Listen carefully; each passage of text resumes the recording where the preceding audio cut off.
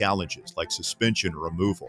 If you're concerned about your security clearance with any federal agency, the DOE, FBI, FCC, or DOD, you might not know it, but you do have legal recourse. The Griffin Law Firm specializes in federal employment law, military law, and security defense law. VFL Marshall Griffin and his experienced team are ready to make your problem their problem, no matter which federal agency you work for. Don't face federal employment issues alone. Remember, remain silent, request counsel, call Griffin Law, 888-707-4282, online at griffinlawdefense.com.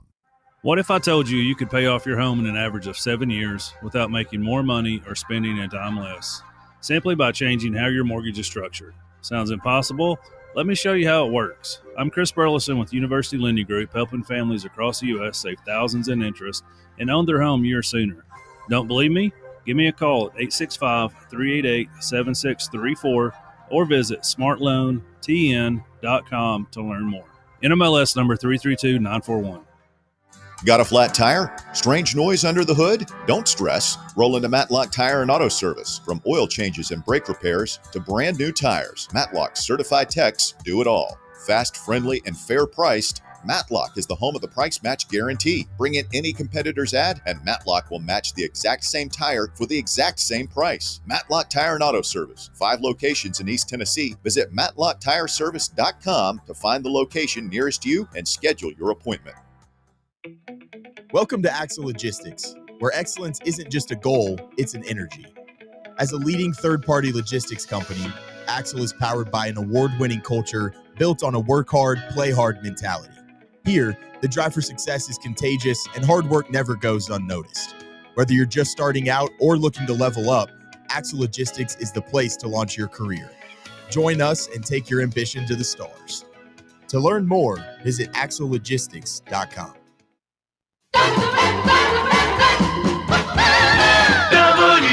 WKGN 1340. Go Vols! You're tuned in to East Tennessee's premier sports radio call-in show. This is The Drive.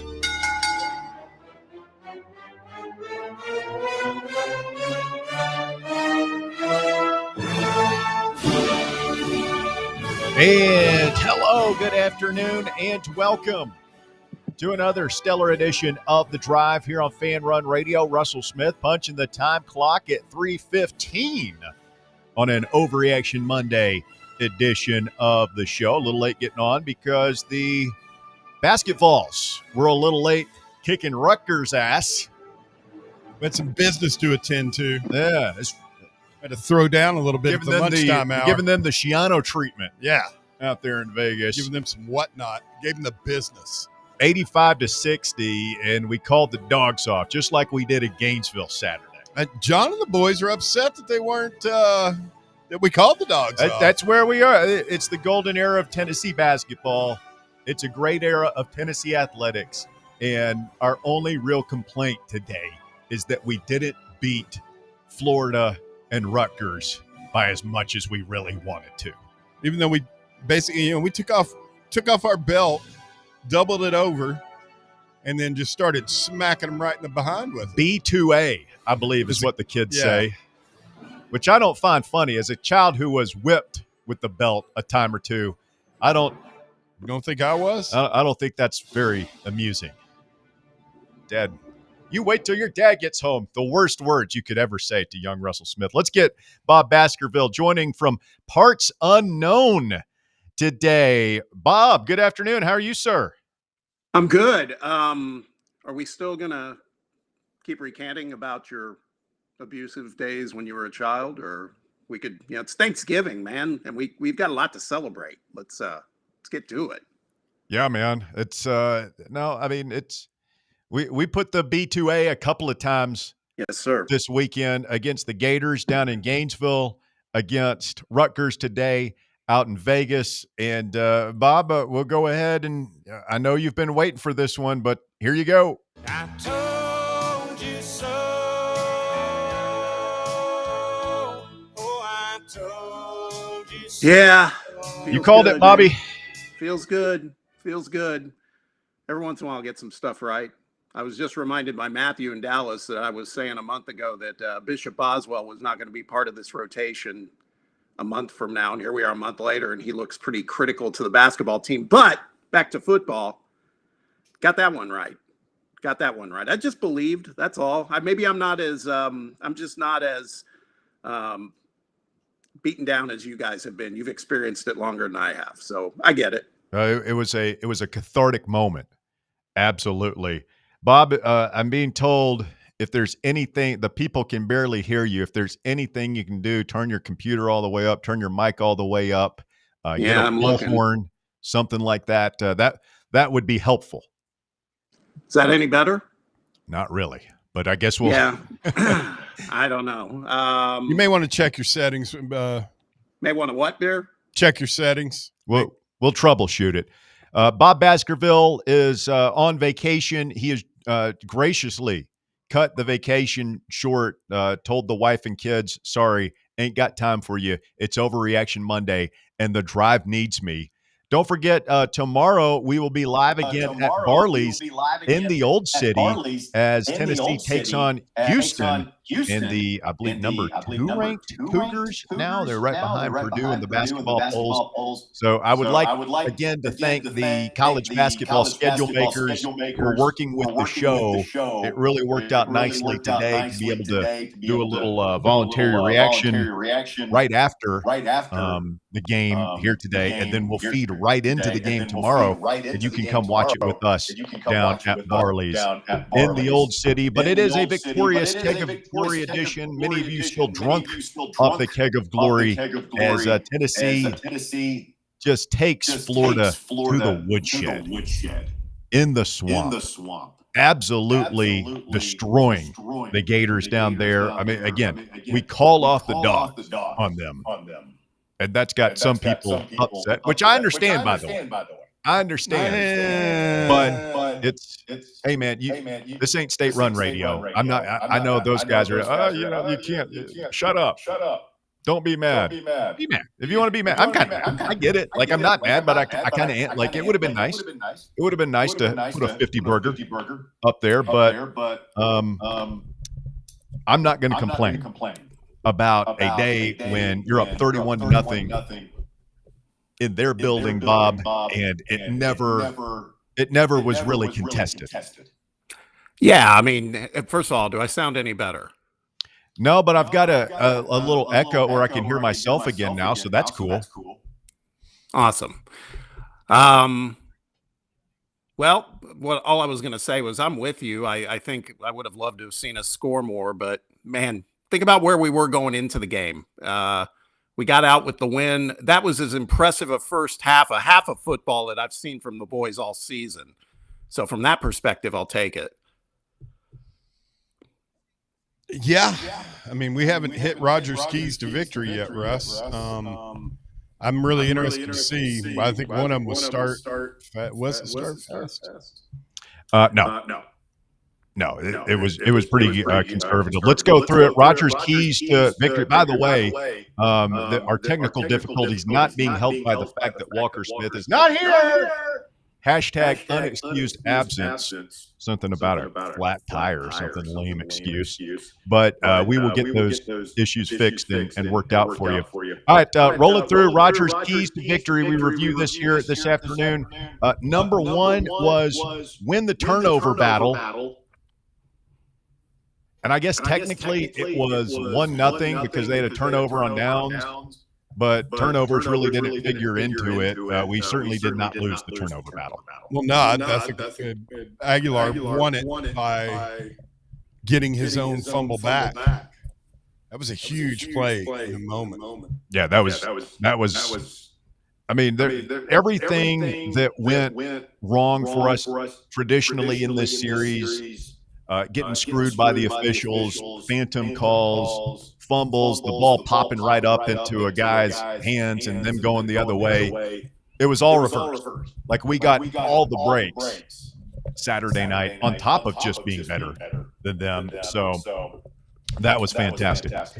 Number two, feed the beaver. get the ball to Deshaun Bishop. I believe he had was it 24 carries for over 120 yards, a couple of touchdowns. Just a phenomenal performance by him. Exactly what we wanted to see.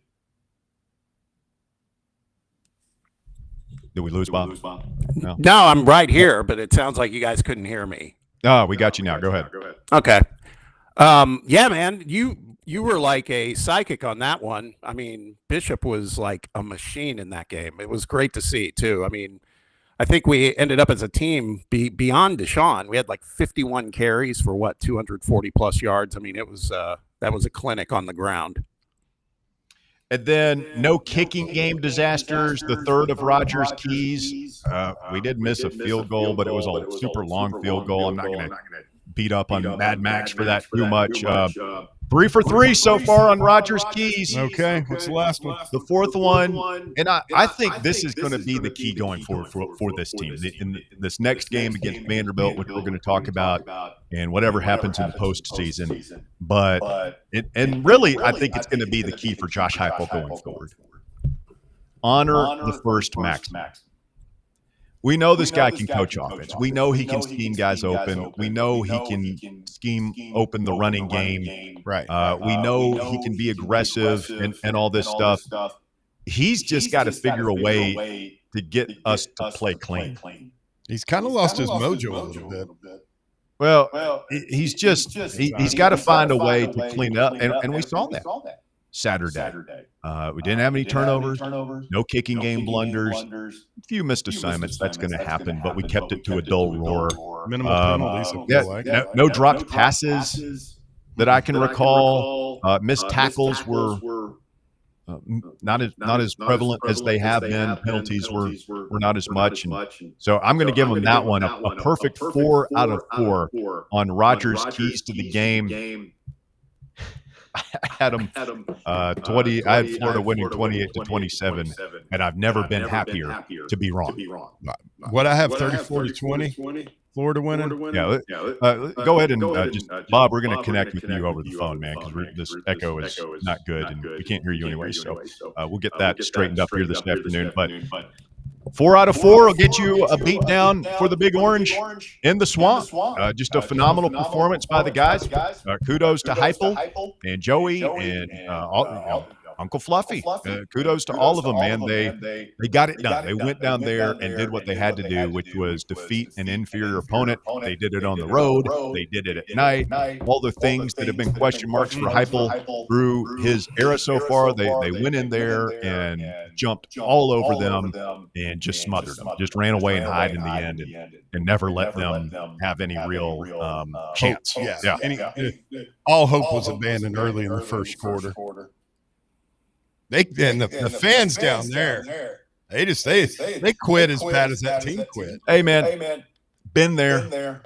They hung around. The funniest part to me was, honest to God, Russ, those maniacs hung around just to sing that song, and then just turn around and foul out of it. They won't back down. No, I mean, good for them. And I will say, one of my favorite things to do after a big road win is to go back and watch the unedited videos on YouTube. Like the reporters will just go down there and just record on their phone, just the scenes of like players and coaches celebrating with the fans and stuff. I love watching those, and I could only find one from over the weekend. I think it was Ben McKee on 247 had some video of Heupel mostly walking around high-fiving fans, and you've all seen the video. Florida fan on Gator chomp, but Heupel is leaving the field. Florida is playing even the losers. Oh well, yeah, it was fast on that by Tom Petty and the Heartbreakers get lucky sometimes. It was very petty, if you will. I admire it. It was well played. Yeah, man. I couldn't even be mad. That was funny. That was funny. Did you have? Because there were 2 videos that I saw. One sent chills down my back. Did you happen to see Aaron Carter's fire up speech right before the game? Where he was talking to the defense. Yes. Yeah. He's pretty intense fella. And then the band, as they were leaving the stadium, the band marched out of there playing. Yeah, man. Love the post scene. And shout out to the folks who went down there, man. Not as many that usually go down. They were loud. But the ones that did, yeah, I mean, why wouldn't you be? That was an all-time moment. I mean, you could hear him on TV for sure. That was an all-time moment for Tennessee football fans. So totally dig it. Hey, it's Overreaction Monday. We want as many of your phone calls in here as we can get this afternoon. If you've got thoughts on Tennessee football finally getting the monkey off its back against Florida in the swamp and winning down there for the first time since 2003. If you've got thoughts on what is shaping up to be a huge game, cataclysmic, post-apocalyptic against Vanderbilt of all opponents. Yes, that's happening. Showdown with Vandy Saturday in Neyland. We want to hear from you. 865-966-3435, your phone number to get on board. It's Overreaction Monday on the drive this afternoon. And then Tennessee basketball as the Volunteers blast Rutgers today, 85-60. In Las Vegas, setting up a showdown for Rick Barnes' squad. Tomorrow is... When do we find out who we're playing? Or do we know yet? Who we're playing tomorrow? Oh, Houston. Sorry. Bears dialed in. Sorry. We'll play Houston tomorrow at 6 p.m. And it'll be a great measuring stick game for this program. Like, Bob was saying Friday, like he is kind of worried, and I'm still kind of worried that, we're going to lose the game. I feel a lot better today after watching. I mean, this was the first time that we really saw Gillespie and Ament, the two, the Batman and Robin duo really kind of assert itself. 32 points tonight for Jacoby Gillespie in only 29 minutes as they basically let him sit the end of the ball game there. Nate Ament, 20 points. And for my money, the biggest development there, 4 of 6 from 3 he got hot there in the first half and finally found his outside stroke. But you get 52 points from the big two, plenty of contributions elsewhere. But for me, seeing those two just go off, that's what we had hoped we were going to be seeing all off season long. And tonight was really the first time we saw it. Yeah, also think JP Estrella looks like Estrella plays, which, I mean, just seeing him out there is fantastic after he had. What we saw last week. Akpara going for 10 points and 7 rebounds. I thought he was a presence in the middle. Look, it's the same thing as the Florida game. You have to take into account that the opponent sucked. That Rutgers team is not good. But we'll see how we look against a good team. Hey, look, we played – I think Duke might be the best team in the country, and we played them neck and neck. Kid's unreal. Here in Knoxville. So I expect to be in this game tomorrow. I expect it to be a hard-fought game. They're going to be physical with us, and we're going to have to make some shots, but it should be fun. All right, when we continue, we'll get Bob back in the mix. We'll get your Rocky Top Report brought to you by Bo Kregner and the Kregner Group, and we'll get to your phone calls, 865-966-3435, your phone number to get on board. It is The Drive. It is Fan Run Radio, and we're back with more right after this. The Drive. The flagship station for Tennessee fans. This is Fan Run Radio. What kind of day is it? It's a White Claw day. Light and refreshing tasting, uniquely cold wave filtered. There's an iconic flavor for everyone. Come on, grab a pack. White Claw. Grab life by the claw. Please drink responsibly. Hard seltzer with flavor. White Claw Seltzer Works, Chicago, Illinois. The following radio theater is brought to you by Men's Pro Knoxville. Hey, Dad, you want to play football? No, buddy. All right. Pops, want to work out? Maybe later. Hey, kids are in bed. What you up to? Tomorrow? Not one life, and it's too short for not nows, maybe laters, and tomorrows. If you have ED and performance issues, your family, friends, and even your career has already been affected. Book your discreet evaluation at Men's Pro Knoxville and turn your tomorrows into today. Yes! Touchdown! Come on, one more, Dad. Today! Push, Dad. One more. Come on, push. Hey, kids are in bed. What you up to? Tonight. Call 865-544-8220 or book now in under 30 seconds at menspronknoxville.com. Men's Pro Knoxville, for every man in every season of life. Yee-haw! I've been hooting and hollering ever since I started betting with the VIP Play app. VIP Play has more than 200 leagues, every bet type you can imagine. Live betting and live hosts, all with 24/7 support from real live people when you need them. Start betting better with the VIP Play app today. Don't be a better, be a better with VIP Play today. Download VIP Play today or head to VIPPlayApp.com. Make sure you use the promo code FANRUN to take advantage of their welcome bonus and so they know that we sent you. Gambling problem? Call 1-800-8899-789.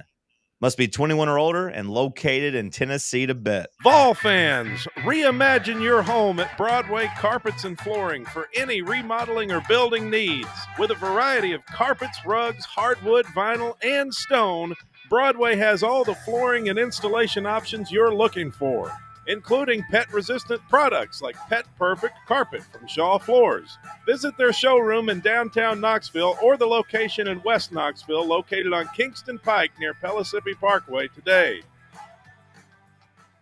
Your smile says it all, so make sure it's saying the right thing. At Knoxville Smiles, we believe healthy teeth mean happy lives. Now through the end of the year, we're offering half-price whitening with a cleaning. That's right, half-price whitening with a routine teeth cleaning at Knoxville Smiles. Call today to set up your appointment. 865-539-1776.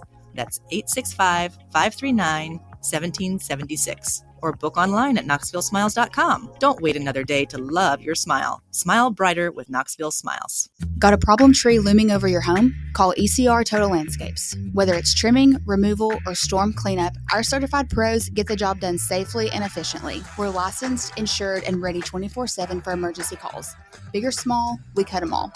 ECR Total Landscapes. Call now for a free estimate, 865-384-2012, and mention promo code FANRUN for free stump grinding on any tree removal now through the end of the year. Also, visit us at ecrtotallandscapes.com.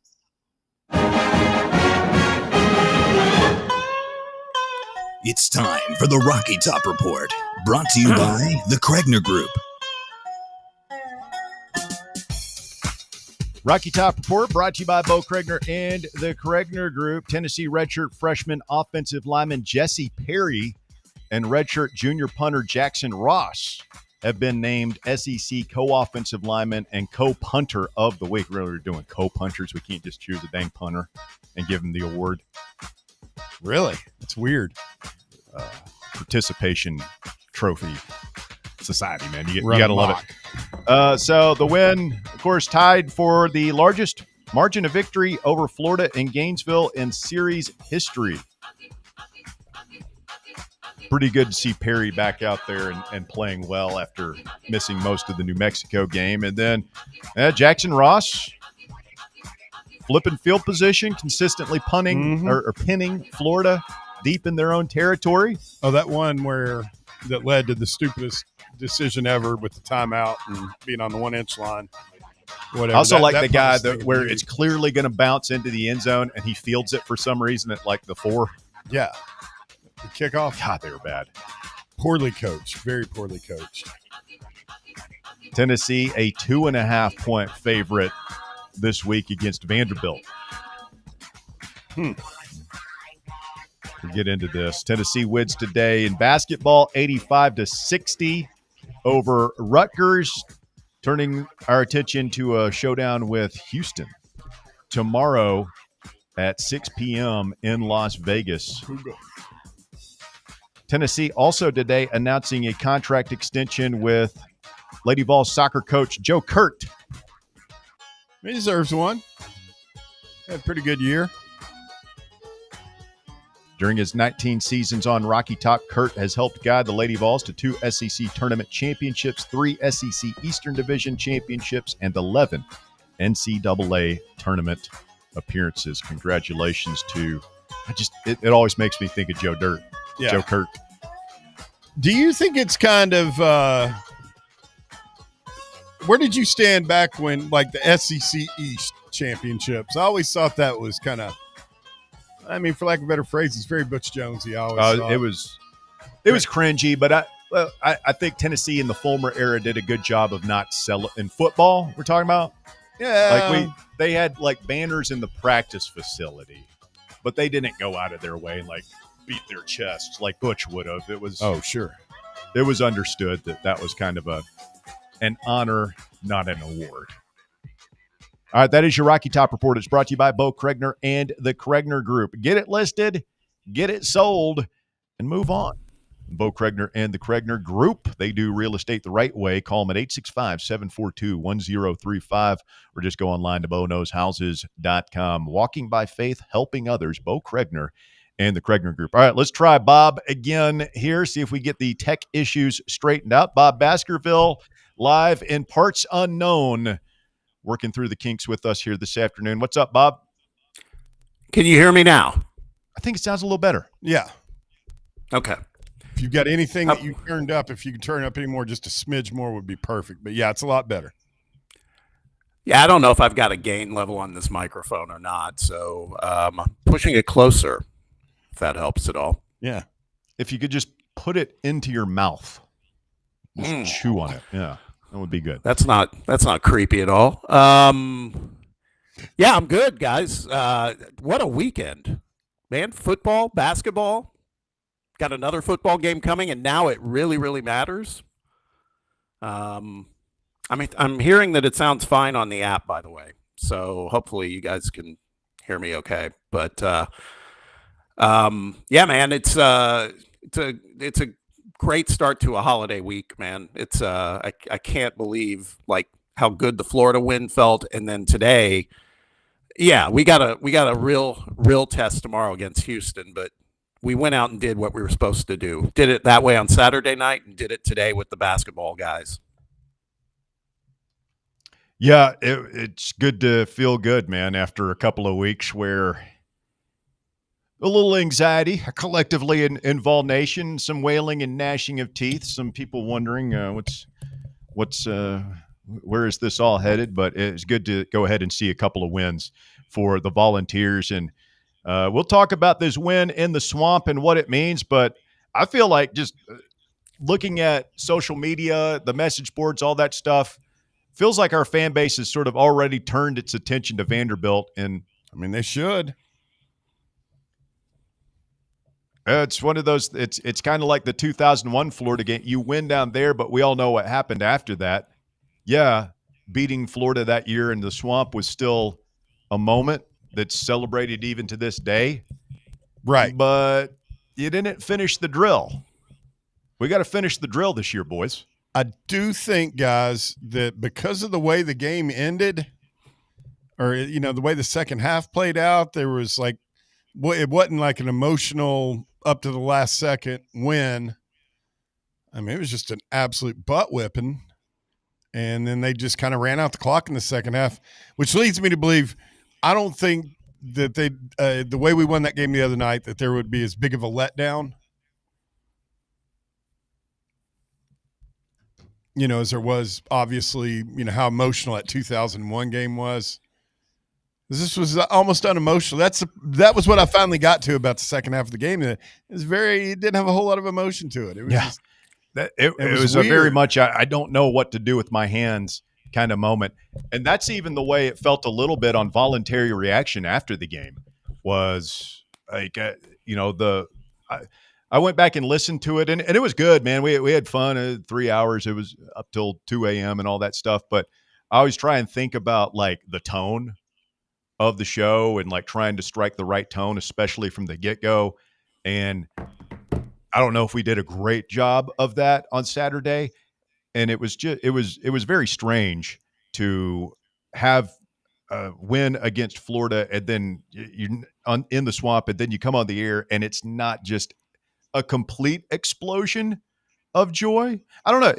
It was strange. It was fun. It was a great win and everything, but there was definitely a feeling of, man, we could have really, we could have smashed their face in. And then it was almost immediately, well, if we let Diego Pavia and his mom and Bear's favorite comic, Theo Vaughn, that idiot, come into our house and win on Saturday, Josh Heupel, it's not fair. It's just the way it is. Not going to get a lot of credit for what happened Saturday. That's college football in 2025, man. People have short memories. They do. I looked at a bunch of statistics on Heupel yesterday. Jordan Jamo put out. I don't know how he finds the time to put all these numbers together, but he's a great coach. He's done a fantastic job here. He's got a winning record against Florida. The only team in the SEC that's got his numbers, Kirby Smart in Georgia, but they've had everybody's number. There's one game that this year, just that missed field goal, dude. That'll be the greatest what if of all time in Tennessee sports. What if Gilbert had just made, what if Heupel doesn't call that stupid ass timeout to ice his own kicker? That kid, and everybody, people talking to him, he's wall-eyed. What are you doing? God. What if I was half a foot taller? I'd probably be in the NBA. What are you going to do? What are you going to do? We have all those what ifs in sports history. It happens, man. You gotta push through. But I think they've done a really good job this year. We just need to finish the deal. Saturday. You got to beat Vanderbilt. Got to. You can't let it an uprising. This rebellion needs to be put down, Russell. Looking at the numbers, I went back and watched. I thought Kentucky might have something for them Saturday in Nashville, and obviously they didn't. Vanderbilt stomped them pretty good, and I don't know what to make of this Vanderbilt team, man. I go back and look through the win against LSU at home, I guess, is probably their quote-unquote best win of the season. What's LSU now? They barely beat their coach Western Kentucky the other night. Of course, they're going through their own thing, just like Florida's going through their own thing. They're in strange spots. Again, been there. So I don't know if you read too much into that, but Kentucky had won 3 in a row. And they had gotten up off the mat, and you're kind of thinking, well, they're going to go in there and give them a fight. And they just didn't, man. They just got dominated against Vanderbilt. And Vandy's good, man. They're good this year. They're playing way above their talent composite ranking and recruiting rankings and all that stuff. They have that was the second best quarterback performance against Kentucky since Peyton Manning had over 500 yards against them back in 97. Pavia was 484 yards or something. Yeah. So, he absolutely destroyed them. Vandy is 19th nationally in total offense, averaging some 458 yards per game. So they're moving the football against everybody. How's their defense? Pretty atrocious, right? But they're not as bad as us. They're 55th nationally, 353 yards per game. We're 74th at 376 yards per game. So it is a very even matchup, I think, when you look at those stats. And I know the total offense, total defense stats don't always tell the whole story, but a simplistic way of looking at it is very evenly matched. We're a little bit better than them offensively. They're a little bit better than us defensively. We've got home field advantage. They have a lot to play for with a possible college football playoff appearance. We've got a lot to play for, too. We don't have as much as they do. We just don't. No, we don't. But, and there's no guarantee, even if they were to beat us, that they would get in. Well, and yeah, but we are going to get nothing less than their best effort. I think we're going to give our best effort. That was another major question mark I had about the team Saturday. Is are they going to be dialed in? They clearly were. I would imagine they'll still be dialed in, senior night, all that stuff. And I've been told by somebody who's been over there at the practice facility that they do have the Pavia comments about we're going to run the state of Tennessee, that those are up on the proverbial bulletin board already. So our players very much aware of what he has been saying. So I think you'll get both teams going at it. Yeah. Well, it's like Arian Foster said before that, Flory, it rings true for this. This is what you come to Tennessee for. It's different for different teams. You come to Tennessee to beat the hell out of Vanderbilt, just to pummel them. Big Josh is up first today. Overreaction Monday on the drive. Go ahead, Big Josh. What's going on, W? Hey, man. Hey, is Florida the worst team in the league? Maybe Kentucky or Arkansas. Yeah, but Kentucky beat their ass. So, I mean, right now, it's just weird. Worst team in the league is the eye of the beholder, right? Because on paper, there's no way they should be that bad. But they're horrible. Yeah, it's like Bear said, they're poorly coached and they've quit. Like they're just not trying. They can't throw the ball.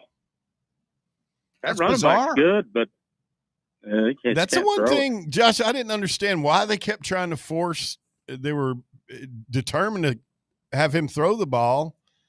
And like there were moments where that Jordan Baugh kid from Florida made us look very, he was gashing us. Yeah, I mean, right off tackle. That's all Banks had to, stop the run, and that was the end of it. The way defense actually looked pretty good Saturday night, Russell. Yeah. What I noticed, I didn't see a lot of penalties, and I noticed I didn't see Pendleton doing that with his hand, with the snap. That moving his hand forward thing he's been doing all year? Yeah, and that's created a lot of false starts, and, we looked we looked crisp on offense. That's the best we've looked, I don't know, all year by far. But the play where he set it up by running that play, the running play with Deshaun, and then that was vintage Heupel, and then pulls it out and just on the Ethan Davis touchdown. Yeah, it was beautiful. Yeah, he was creative. Bishop, I mean, there were times I had some little man Stewart flashbacks going over the top. I mean, he played great. The defense played great. I've been critical of Heupel, but it was impressive. I mean, I'd never seen that in my lifetime. I mean, I've been around, since the 80s. Well, I can never remember going to Gainesville and just taking ass to belt like that, or belt to ass like that, Yeah, and it also it gives you a glimpse. And this is, going all the way back to the Georgia game when we're moving the ball up and down the field on them. It's like, man, when this team is dialed in and they're not just shooting themselves in the foot with missed assignments, silly penalties, drop passes, things like that. It's when it's a well-oiled machine, it's hard to stop, man. When he lets them go and he doesn't do that look to the sideline, Butch Jones stuff, they're a lot better. When he starts slowing it down and it's hard to get it back, it feels like. He's slowing it down and trying to get the exact perfect play call in, and instead just hitting them with the next one before the defense can figure out they're still thinking about the last play and what went wrong. You have to beat Vanderbilt, though, to keep some positive momentum in the off season. You lose that game, people's going to be pissed. I'll be pissed. Yep. But you win these last two, you kind of get a lot of people back that was on the fence after that Oklahoma mess. So you should get one of the better spots, bowl game wise, outside of the playoffs. You'd be in that. Yeah, I could really care less about the bowl, though. Yeah, I know. I don't care, but I just want to be Vanderbilt. That's the bowl game for me. And then I don't want this Pavia kid celebrating on Shield Watkins. That's gonna make me sick. I don't like this guy. We've got just as much to play for in terms of, like prevention as we do in terms of acquisition, right? I mean, right. There's really more to lose than there is to win Saturday. You can't lose 3 games in Neyland this year, 3 conference games. You have to protect. He's been real good at that. Your house. Yeah, you do. He's been real good at it. You can't start this. That's a bad sign. Hey, Josh, win the game. Hey, before we let you go, I'm not sure if Russell's aware of this. I've heard about it on the way into the station. What exactly is going on with that coach up in Wise County, up in your parts? Yeah, man. You heard this story, Russ? Yeah. He is. He's my age. He's all-time great. His dad was a Hall of Fame coach at Appalachia. Powell. Now he's a coach at Union, which is a consolidation of Powell Valley and Appalachia, both powerhouses. That's where the Jones brothers, Thomas and Julius, played. I mean, this guy was an awesome high school football player. He's followed his dad into coaching, and now he's a head coach there. And he's gone missing. He's gone missing, but there's some. I think he was fooling around with some underage girls, and he took off up in the mountains with armed and dangerous. They're thinking they may be searching for a body. It's a real tragedy. The whole deal is just a damn tragedy, man.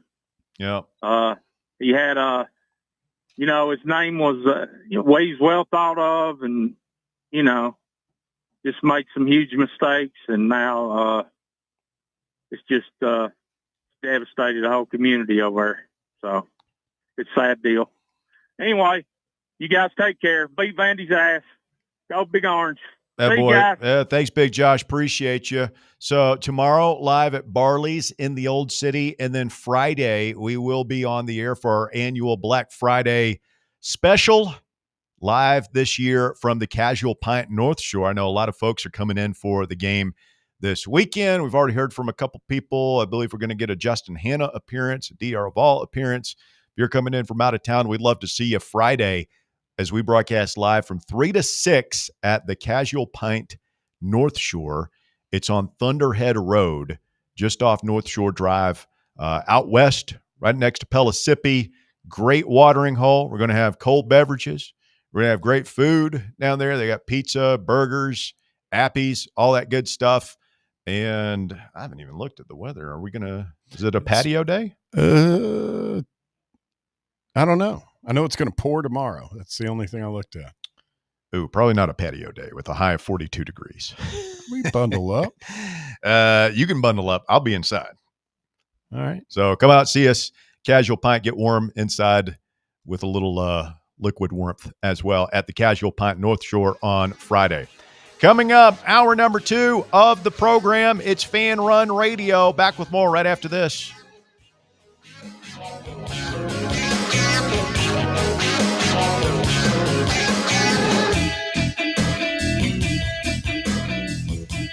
The Drive. This football season, crack open a cold beer that doesn't fumble the flavor.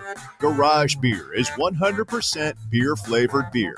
No gimmicks, just cold beer. Co-owned by the Kelsey brothers and brewed right here in the Volunteer State, Garage Beer is perfect for fall fire pits and Tennessee tailgates. So pick up a 12-pack today of the official beer of Football Fridays on Fan Run Radio. Garage Beer, 100% beer-flavored beer. Timeless traditions start with the ones we love and what we bring home for the season. Bring Inward Half home this holiday.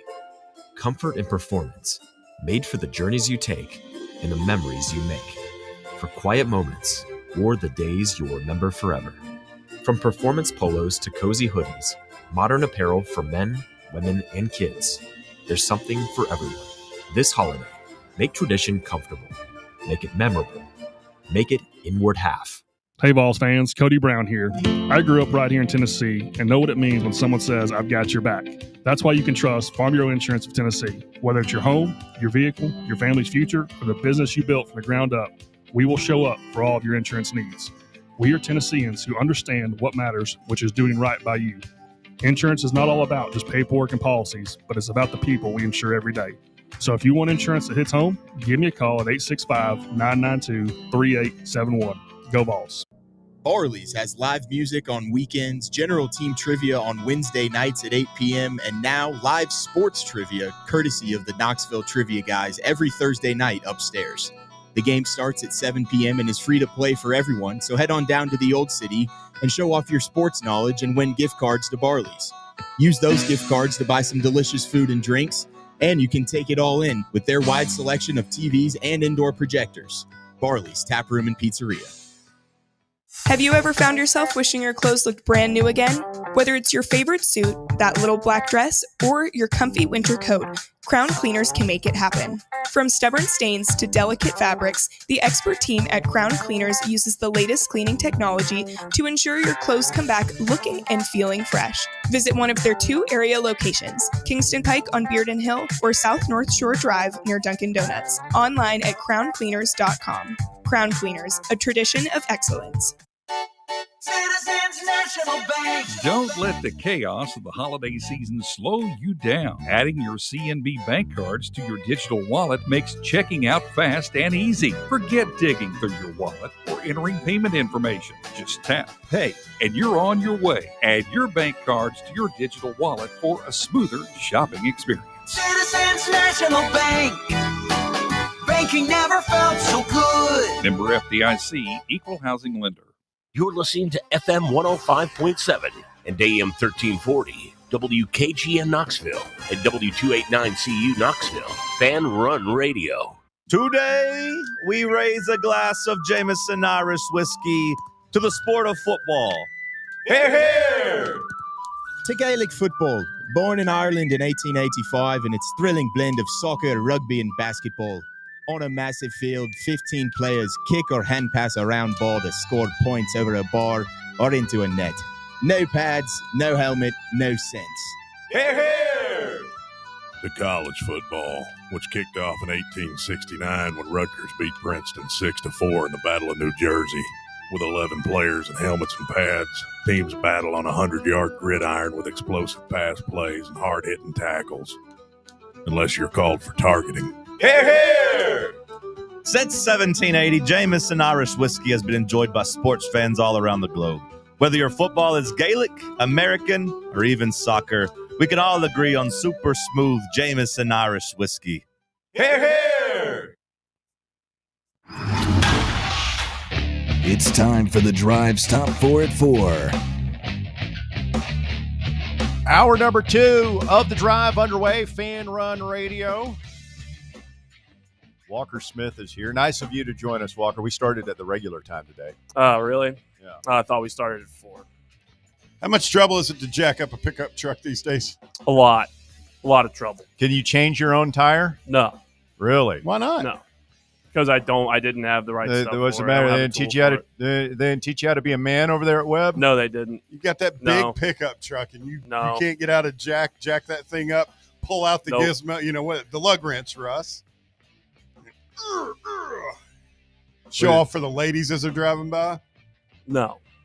Bear, be honest. Could you change your own tire right now? Yeah. That'd about kill me, but one of you guys might come out there and walk back in and like, hey, somebody better go keep an eye on Bear. He's turning purple. My dad taught me how to change tires. I once rotated all my tires all by myself. That was when I was in high school.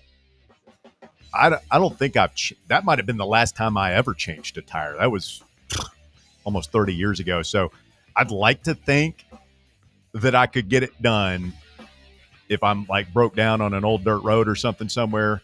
But if I don't know. I'm not. Do you have the top 4 at 4 or do you want me to do this? I have it. Oh, all right. I have it. Don't worry. At number 1, number 17, Tennessee dominated Rutgers this afternoon in their first game of the Players Era tournament in Las Vegas. Jacoby Gillespie led the charge with 32 points, and Nate Ament finished with 20. Next up, the Vols will play Houston tomorrow at 6 p.m.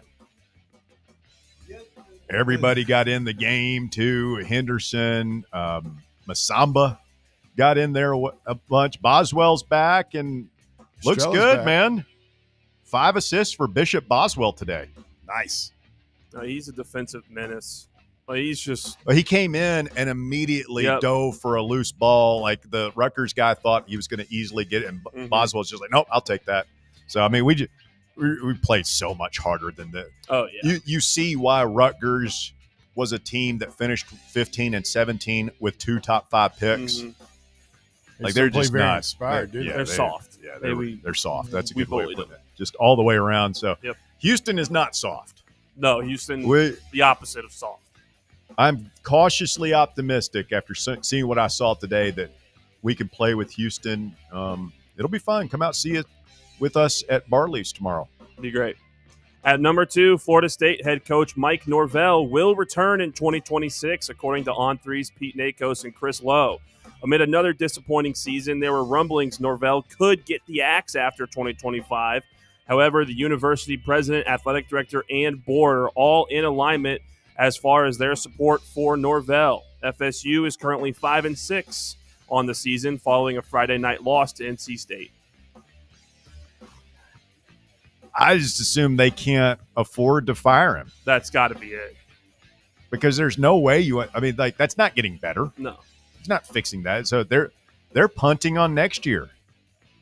Yeah. The phrase poverty program gets thrown around as like the put down now. Yeah. Just kind of ironic and everything. And they're not in poverty, obviously, but in terms of what you need to compete at this level, when you've got LSU saying, we're going to put together a $90 million contract package for Lane Kiffin and $25 million a year of NIL, not rev share, of NIL on top of all that, that's what you have to compete at the highest level, which we're talking about Florida State here. Like they should want to compete at the highest level. Yeah. Man, it's not even talking about the money, all the money you're going to spend blowing out the old staff. So, they can't afford to do it. So they're really the first quote unquote major brand in college football that is kind of tapped out. Now, maybe they'll be able to just wait it out and get back in. Maybe they can fire him next year. I don't know how far the buyout comes down, but they don't have the money. They don't have it. Can't do it. They're stuck. Remember that Huey Lewis song, So Happy to Be Stuck with You? This is like the opposite of that. So upset to be stuck with you. I know Huey Lewis in the news is on the list of awesome things Bear hates. I don't really like him. That was a jam. Hates it. At number 3, Cal has fired coach Justin Wilcox after he went 48-55 over 9 seasons with the Golden Bears. General manager Ron Rivera announced Sunday. Wilcox's final game came Saturday as Cal lost to rival Stanford, a game in which Cal was favored. The loss dropped Cal to 6-5 on the season, which marks the 3rd straight year that Cal reached bowl eligibility.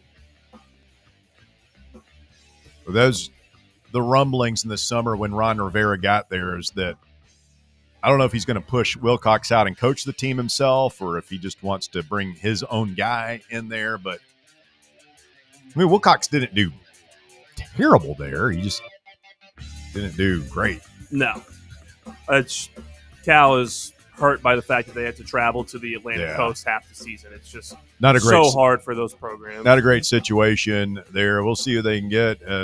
Justin Wilcox, the former Tennessee defensive coordinator. So I was going to say, I wonder where he'll land somewhere if he wants to as a DC. Mm-hmm. Well, also that quarterback over there at Cal, I think his name is Sagapulatele or whatever his last name is. He'll probably good chance he'll be looking for a better team or an upgrade. He's a good player. Someone to keep an eye on. Follow the Mendoza path, if you will. Mm-hmm. And at number 4, rookie Shedeur Sanders will start at quarterback in Sunday's home game against the San Francisco 49ers, Cleveland Browns coach Kevin Stefanski announced. Sanders, a 5th-round pick, will remain the starter, even though fellow rookie Dylan Gabriel has cleared concussion protocol. With Gabriel sidelined, Sanders completed 11 for 20 passes for 209 yards and a touchdown in the Browns' victory over the Raiders. Shedeur looked good. It didn't look bad. I told you all this was going to happen last week. Is that Raiders defense is garbage. I think Bob brought up Max Crosby. Or somebody did. So you're not buying into Shedeur, no. the hype. His big 66-yard touchdown, I think, was basically a lateral Dylan Sampson.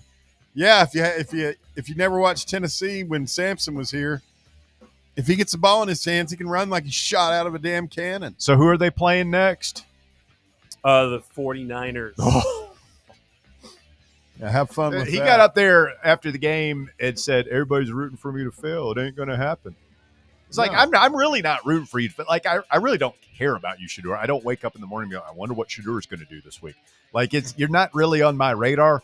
But when you get up and you say stuff like that after you had an okay performance against maybe the worst team in football, not named the Tennessee Titans, it does kind of make me root for you to fail. So, yeah, I mean, I guess I'll be watching now this weekend as you take on the 49ers and rooting for you to fail. Congratulations. You are right. I can see him play that Texans defense. That it? Yeah, that's Walker? number 4. That's it. Thank you. That is the top 4 at 4 here on Fan Run Radio. It's brought to you by our friends over at ECR Total Landscapes.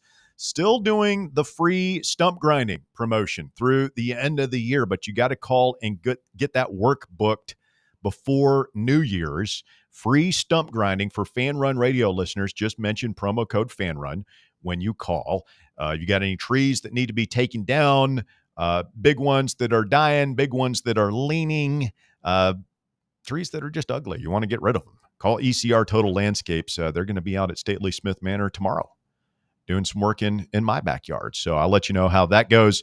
384-2012. Their phone number, 865-384-2012. Call them today. Set up your free estimate. You can also book online at ecrtotallandscapes.com. Overreaction Monday? Are we giving up on Bob?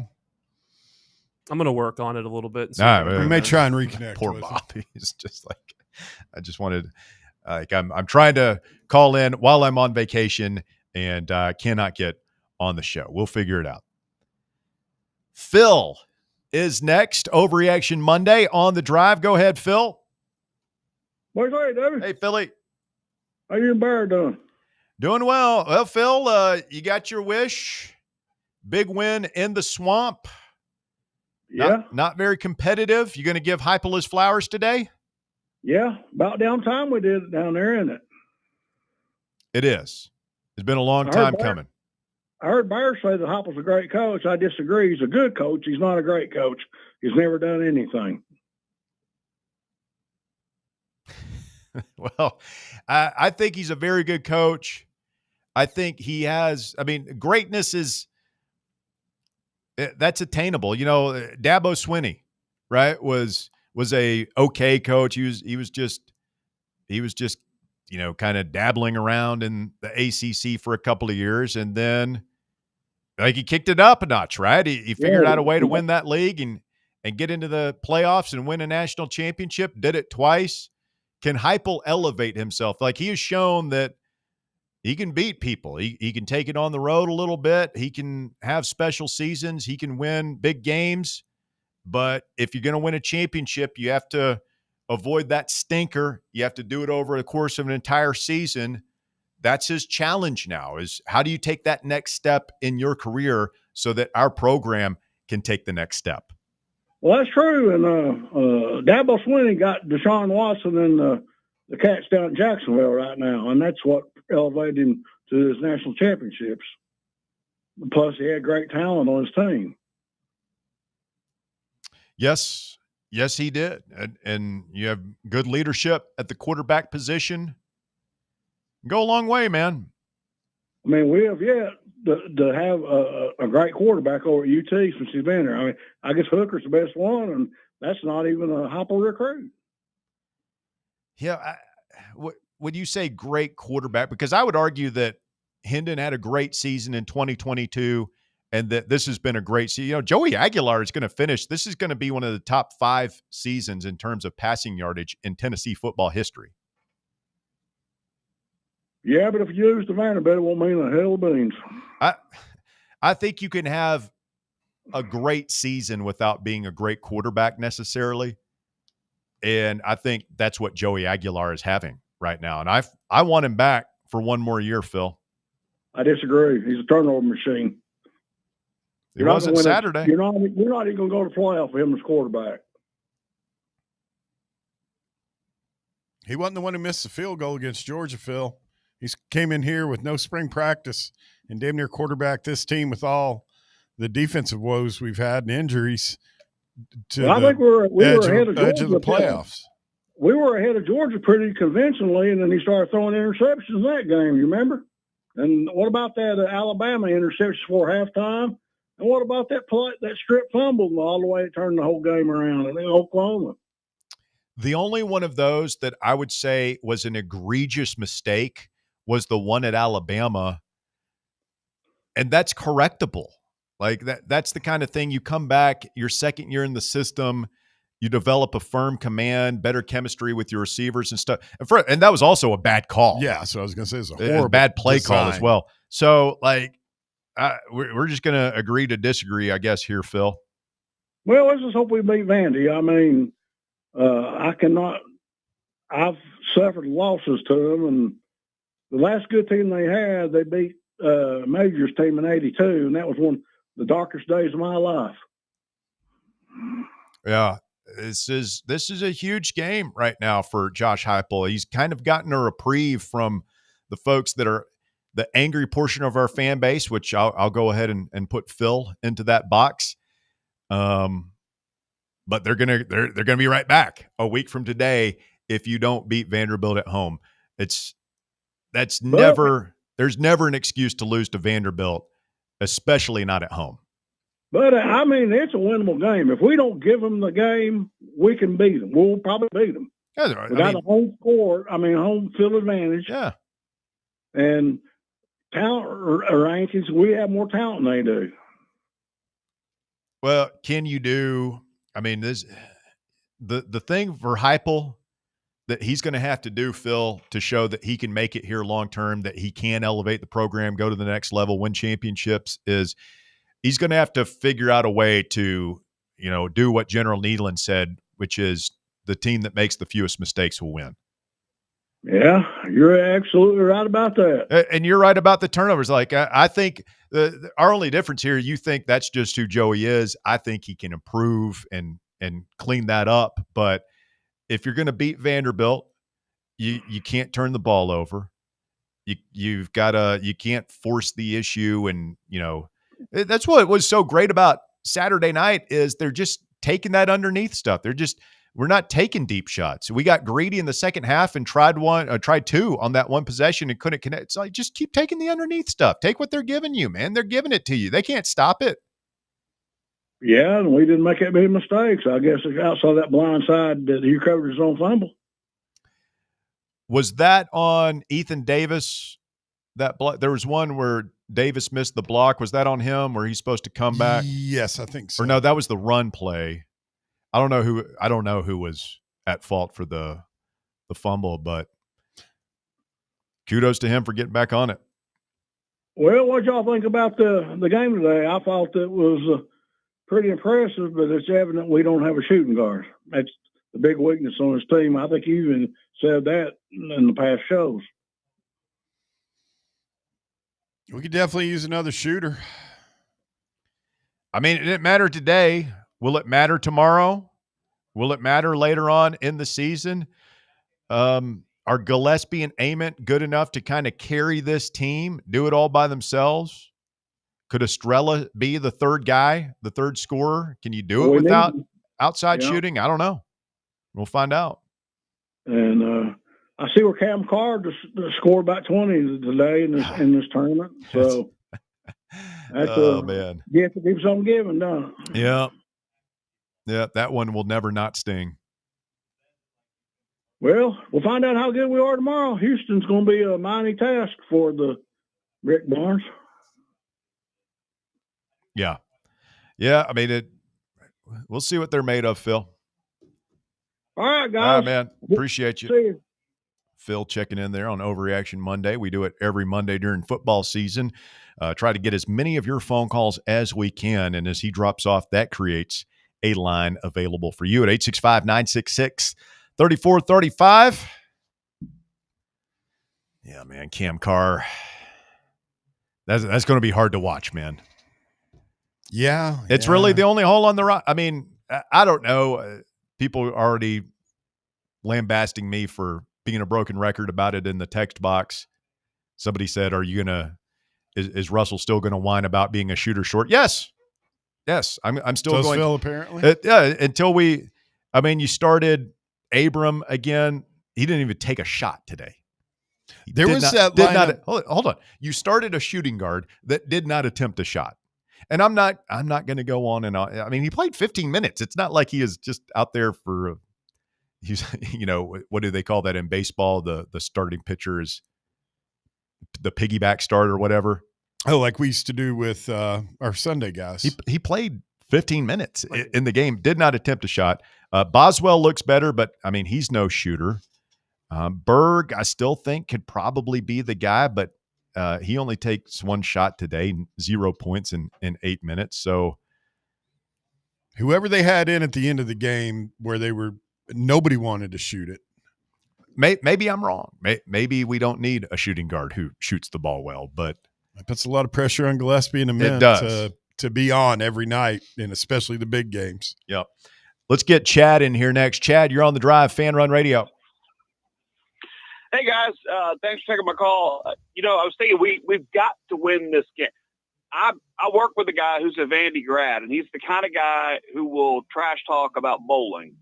And he's that kind of rabbit. And last year, after we beat him, he came into the office. First thing out of his mouth was, "Man, I just wish we could have just kept you all out of it." He's that kind of guy. So we have to win. But I was thinking about the game, we've got them at home. I cannot fathom us losing 3 at home in 1 year. But I wanted y'all to talk about, if you paid attention, their O-line versus our D-line. And then can we not just spy Pavia? It seems like the games I've watched them play this year, it's like nobody's designated on him, and he just runs all over everybody. And you would think that if you just put somebody they're just pegged on him, that they could figure that out. But anyway, I'll hang up and listen to you guys talk about that. Thanks. Thank you, Chad. Appreciate the phone call. Yeah, I don't.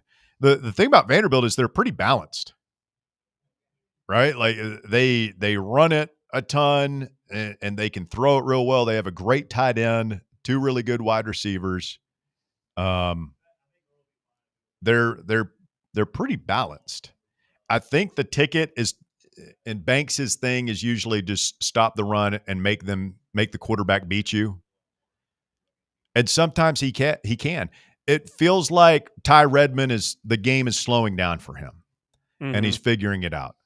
So now you're back to your corner plays is pretty good with Redmond and Hood and McMurray in the slot. Safety play still leaves a lot to be desired. Yeah. In my opinion. So I would imagine, just knowing Tim Banks, his plan will be to come out there and make Pavia beat you throwing. But then, he's a great scrambler too, man. It's going to be a huge challenge for Tennessee. Good news is I think we can score on them. If we play like we did Saturday night, I think we can move the ball. I think we'll be good. We'll be able to score on them. It's just how many stops can we get? And they also chew up a lot of clock. We had 3 possessions in the second half Saturday night against Gainesville. I would imagine they're going to be milking the play clock, trying to keep our guys. So, again, you cannot make those critical mistakes, man. You're going to have to make your possessions count. You're going to have to score when you get to the ball because you might not have it as many times as you usually are accustomed to. Mm-hmm. Who do you think draws the assignment of the really good tight end on their team? His name escapes me, but that's kind of the guy who Pavia looks for in those critical situations other than his leg. Who do we want covering that guy? Needs to be somebody that knows what they're doing. I got to find his name. I mean, we play a lot of zone, so I'm sure we'll mix it up. I don't know that our linebackers are just not very good in coverage. I don't know if we have anybody that you think can cover him one-on-one. I don't trust our safeties to do it. That's for sure. His name's Eli Stowers. That's the guy. Yeah, safeties, and certainly not most of our linebackers. Well, it just makes it tough because if we want to spy Pavia, That leaves one linebacker on an island to cover their best receiving tight end. I mean, I'll go see. I think I would just assume that Aaron Carter's going to have his eyes pretty much locked on Pavia. 865-966-3435, your phone number, 966-3435 if you want to jump in here this afternoon. More of your phone calls coming up. It's The Drive on Fan Run Radio. The Drive. Miss any of your favorite Fan Run show? Listen to the podcast on our free Fan Run Radio app or wherever you listen to podcasts. Hey Knoxville, Surfside iced tea and vodka made with real brewed tea is only 100 calories, 2 grams of sugar with no bubbles and no troubles. That's right, zero carbonation, so it's easy to sip and enjoy. Headed to a game day or party at a friend's house? Bring an iced tea or lemonade variety pack from Surfside or try their green tea and new raspberry tea vodka. Find the can with the sunset stripes this season. Surfside iced tea and vodka, sold at bars, restaurants, and stores near you. Surfside iced tea and vodka, sunshine in a can. Must be 21 or older. Enjoy responsibly. Dick's House of Sport at Westtown Mall is a destination devoted to sport, and it's your destination for exclusive events and experiences. Come visit a store like no other. Check out our 40-foot rock wall, golf performance center, hit tracks batting cage, and outdoor turf field. You can now rent our space for private events and birthday parties. Learn more about our events and exclusive product launches on Facebook and Instagram at Dick's House of Sport KNX. Dick's House of Sport, proud partner of Tennessee Athletics. Bankruptcy, divorce, personal injury. These are just some of the curveballs life can throw at you. Fortunately, East Tennessee has someone to help you work through these problems and recover. The law offices of Jerry R. Givens. If you're in need of legal advice, call today to set up a free, no-obligation consultation. 865-801-9250. As always, the phone call is free, the advice is free, so what do you have to lose? Call 865-801-9250 or go online to jrglawtn.com. That's jrglawtn.com. The law offices of Jerry R. Givens. Legal expertise you can rely on. Hey, this is Bo Kregner with the Kregner Group at Realty Executives. You know, in sports, home field advantage matters, and it's the same in real estate. Our team knows every neighborhood, every play that gets you the win. Whether you're buying your first home or selling for top dollar. Let's get you in the end zone. Call me today at 865-742-1035 or visit BoKnowsHouses.com. The Kregner Group, walking by faith, serving others. Blackford Veterinary Surgery Referral specializes in surgeries not regularly performed by your pet's general veterinarian. They're currently accepting referrals from vets all across the country. With their newly renovated state-of-the-art surgery center and highly trained staff, clients can rely on professional and thorough care. If your vet says that your pet needs surgery or rehab, ask for a referral to Blackford Vet and let them get your best friend back on its feet. Located conveniently in West Knoxville. For more information, visit blackfordvetsurgery.com. Hi, I'm Jessica Lodgen, one of the hygienists here at Knoxville Smiles. If your children are having sleep or behavioral issues, we have things we can do in modern dentistry that can help not just with their dental health, but also their overall health. Early intervention is the key for younger patients and can avoid costly procedures later in life. If you'd like to learn more, give us a call here at the office and schedule an appointment. 865-539-1776. Or just book online at knoxvillesmiles.com. Smile brighter with Knoxville Smiles.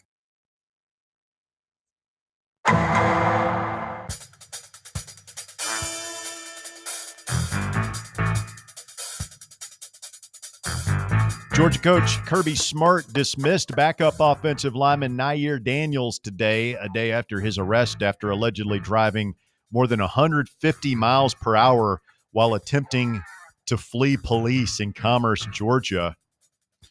This is an incredible story. There's a lot of layers to this one. You know, I don't know if Georgia is going to make the college football playoff this year, but I know they are going to retain the Kirby Cup. For sure. Daniels, a Newark, New Jersey native, faces more than a dozen criminal charges and is being held on $21,000 bond in Jefferson, Georgia. He faces 2 felony counts of second-degree cruelty to children and 2 felony counts of fleeing or attempting to elude a police officer. According to the report, Daniels fled police with 2 of his younger siblings in the car. He faces 10 additional traffic-related misdemeanors, including reckless driving and driving at maximum limits. Like, how does this stuff keep happening? He also to one school apparently smelled strongly of marijuana. The car stunk from marijuana. And when the police apparently, I'm paraphrasing here, pointed out to him, they were trying to chastise him. How could you do this with these, your younger siblings in the car? He informed the police that y'all can't drive, was a direct quote. He's telling the police they can't drive? Yeah. He said, y'all don't know how to drive. I do. Has this guy seen cops? Has he seen the internet? Police generally much better drivers than stoned football players. Typically, but he was in an M5. Are you just waiting to get to the next part of this story? Who else was arrested? No, who else? His mother. Why was his mom arrested? She tried to block the police from chasing him. God. And then he got away. He's the offensive line's mother. I mean, she was driving at speeds up to 100 miles an hour on the same roads. Wow. Crisis of parenting in this country. I mean, it's had it all. And then that's when the cop said, he said, I didn't want to get a ticket. And they're like, I'm just surprised Kirby kicked him off the team. He's a backup. Yeah, he must not be very good. No, he's only played in the FCS games. He was highly touted. He's going to do great in the California Penal League next year. Be out there on one of those Georgia. I mean, he's facing a slew of charges. But he won't have that. It's the telling the cop that y'all can't drive. That's a direct makes quote. Me angrier than the fact that he's out there driving 150 with kids in the car in the first place. I know that it shouldn't be, but emotionally, this is why I could never be a judge. I would want to sentence him to the maximum just for being a moron, just for being a disrespectful idiot. Yeah, sir. Like if those misdemeanors are 6 months, I'd make them all consecutive, not concurrent. Make him serve every one of them. I mean, he's driving around in a 6-figure car that really most people should probably take an instruction course before you. It was an M5. It's like getting in a race car. I guess at least he didn't kill his siblings and police officers and whatever. Maybe I wonder if they're going to let him and his mom cell up together. Meanwhile, 2 University of Alabama Birmingham players have been injured after they were allegedly stabbed by one of their teammates this weekend. And who is the teammate, Bear? Gerald Mincy's younger brother. Come on. Say it. Say it. Are you Mincy? No, it's not the way you said it. Come on. Say it. You're Mincy? He said as he urinated down his leg. I did not. Daniel Mincy, brother of former Vol Gerald Mincy, has been charged with aggravated assault and attempted murder. He's booked into the Jefferson County, Alabama. So the Georgia guy's Jefferson County, Georgia. This is Jefferson County, Alabama. And even as dumb as the Georgia kid was, this Daniel Mincy's, he's in big trouble. Apparently it was a fight from the day before. And was it at the team breakfast or something? Yeah. Hey, could you pass me a scrambled eggs? He just started shanking him. Shiv. Yeah. Head on a swivel, Russ. Head on a swivel. Like a knife? Like cutlery? He stabbed him? I don't know what. I didn't see what. I haven't heard, whether it was a butter knife, a toothbrush shank. Imagine you're just trying to get your game face on, ready for your game. Get scrambled. Get some scrambled eggs, a little sausage, some grits, some juice, toast, maybe a fruit cup. Yeah, man, just sugar. Go ahead and get loaded up for game day, and all of a sudden you got a damn Manson family murder happening at the table next to you. To me, that would be like one of the scariest things to be. Just you're just sitting there eating your breakfast, you look over and somebody's getting stabbed. Some maniac's just swinging a knife around. You gonna finish that? What, too soon? They lived like the guys are living. They lived. Pass the pepper. What'd you say? A crisis of parenting? Yeah. These kids, man. These kids. What are we going to do? All right, that is the docket. It's brought to you by the law offices of Jerry R. Givens. If you find yourself in a situation where you've done something stupid, hopefully not this stupid, but ain't nobody out there driving 150, running from the police, using their mom as a blocking back. His mom was the fullback on that one. She's coming around as the lead blocker. Yeah. If you're going through divorce, bankruptcy, you've been arrested, DUI, personal injury, anything like that, Jerry Givens can help. I've been knowing Jerry since we were in high school. He is my lead assistant in KYS 10 and under basketball. What is it? The talent acquisition specialist. He's a great recruiter. He's also a great lawyer. And if you find yourself in need of sound legal advice, call Jerry at 865-801-9250 to set up a free consultation. Tell him I sent you. It's 865-801-9250. The law offices of Jerry R. Givens, online at jrglawtn.com. Don't wait. Contact his office today for a free consultation. 865-801-9250. The law offices of Jerry R. Givens, jrglawtn.com. Legal expertise you can rely on. How's the squad look this year? You guys got the boys in shape now? We're working on it. Work in progress. Does he have to hold the, do you get kind of crazy out there? He's the get back coach, yeah. He'll grab your belt and pull you back. Easy, coach. Let me tell a quick story. Our first game last week, we're up 3 points with 9 seconds to go. They've got the ball. And they got to go. They got to go the length of the court. No, we actually didn't. I can't remember. This is why I'm a terrible coach. Like, I can't remember what happened. All I know is they got to go. They got 9 seconds. The guy doesn't start the clock. What do you mean?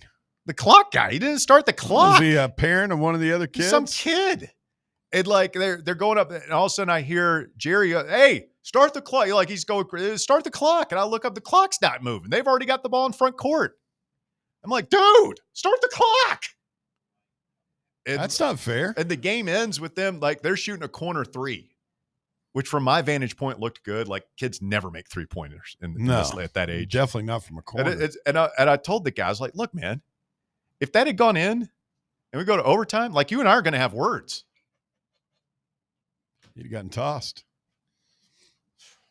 Josh Heupel today at his weekly press conference asked what is his must-have on his Thanksgiving plate. What do you think Josh Heupel's must-have at Thanksgiving is, Walker? It's definitely a big honey baked ham guy. He's got to be. Honey baked ham for the win? Bear, what do you think Big Josh likes? I would have to say it's either going to be one of two things. Cornbread dressing? No. Mashed potatoes? Candied yams? Turkey? The hell else Mac is and it? cheese. It might be you might get partial credit here, Bear. Quote, mom stuffing. Well, yeah, that's what I meant. Dressing. Stuffing. Mom's not around anymore, but sister is going to try to replicate it. It won't be as good, but it'll look pretty good. Man, Heupel putting all the pressure on his kid sister. My mom does, like, I don't know what she does. Like the stuffing is baked, but like it comes out crispy on top. Yeah, it's called she finishes it. Yeah, I know you've got like the crispy on top and then the moist goodness on bottom. Just drown that in gravy. Get a big old mouthful of turkey, gravy, and stuffing together. Maybe some green bean casserole. Great. Great. You could do that yourself. I gotta help. I gotta learn how to help at Thanksgiving. I'm not good. What do you do? Just sitting there and watch football until they tell you it's ready? I eat. Does she still make your plate? Does she make my plate? Yeah. No. The hell do you take me for? Some kind of invalid? Mom, can you fix my plate, Mommy? Does your mom fix your plate? No. My mom why would you even ask me that? Because I don't like Thanksgiving food. Which there should be. You should make an adjustment to the list on that. It's not Thanksgiving. It's Thanksgiving food. I think it is Thanksgiving dinner on the list. Yeah, but that acts like I don't want to hang out with it. I love Thanksgiving, seeing old friends and family. Thanksgiving dinner. I just usually eat separately, and everybody thinks I'm really weird. Thinks? At a certain point, like, you have to know thyself. Yeah. It's not I who am weird. Everybody else is weird. Well, no, I know it's a bit odd. I just don't odd. like It's freaking weird, Bear. You're weird. It's not that rare, man. I've met more and more people since I've been rare. on this show, and this subject came up. Every now and then. I have empowered people to Should throw we put off the poll in the yoke field? of shame. Should we put the poll in the field? Like, what do you think it's going to be? Do you like Thanksgiving dinner? Like, do you like the food item? Okay. Do you really like it? Do you like Thanksgiving dinner food? Yeah, honestly. What do you think it's going to be? It'll probably be very slanted. But I swear to God, I've had at least 2 or 3 people. We're a small minority. We're very vocal. And we're very adamant about it. You're very dumb. That's what it is. You're just stupid people. Why do you have to throw out hurtful remarks like that? Because I don't beat around the bush. I tell the truth. You're this. I don't lie to protect your feelings. It's stupid. If you don't like Thanksgiving food, you're stupid. No, it's not stupid. It's just a taste thing. Yeah, casseroles. You have no taste. I mean, you just get all that slop on one plate. Mix it all up. Shovel it down my gullet. It's just great food. It's low-key kind of gross, man. Let's get our next caller in here. Some random guy is next. Go ahead, Rando. So crisis of parenting. Maybe he would be starting as a lineman if his mother was better at teaching him how to block. Right? She can't block the cops. I mean, how can she teach her son to block? I don't know, but according to I read the whole story. They started to take off to go after him, and she pulled up and blocked the driveway that the cop car, I guess, was sitting in. I hope they made her ride the lightning. But then she took off. I mean, I strongly urge everybody, dig into this one, find out all the details, because it's wild. I will say this. The early 90s were a pretty lawless time in little Rando's life. And I may or may not have partaken of the devil's lettuce and gotten behind the wheel of a car a couple of times. The concept that you could drive 150 miles an hour while you're high is so foreign to me, because you think you're going 60 and you're going 20. It's something about Georgia, man. Man, they got something in the weed down there. I don't know, man. That's not the run of the mill stuff. But I digress. Guys, I think I said it on Friday in the speed round at the end of the show that I really felt like we needed to kind of ground and pound a little bit with Florida and control the clock. And that would be the key, was to kind of limit the possessions and keep the ball away from Florida. And I really kind of, that was my real only key to victory. And I really think we nailed that one. What do you guys think? Yeah, man. I think the turnovers are key. And when you don't screw up in life, it generally goes easier for you. Of course. Our guy down in Georgia, if whatever the cops were chasing, whatever he felt so he had some weed on him, right? He was high, and he felt that, okay, well, the better decision is to run from them. Yeah. You just make what are you going to do? They might make it hard on you. I don't know what the penalties for weed are in Georgia.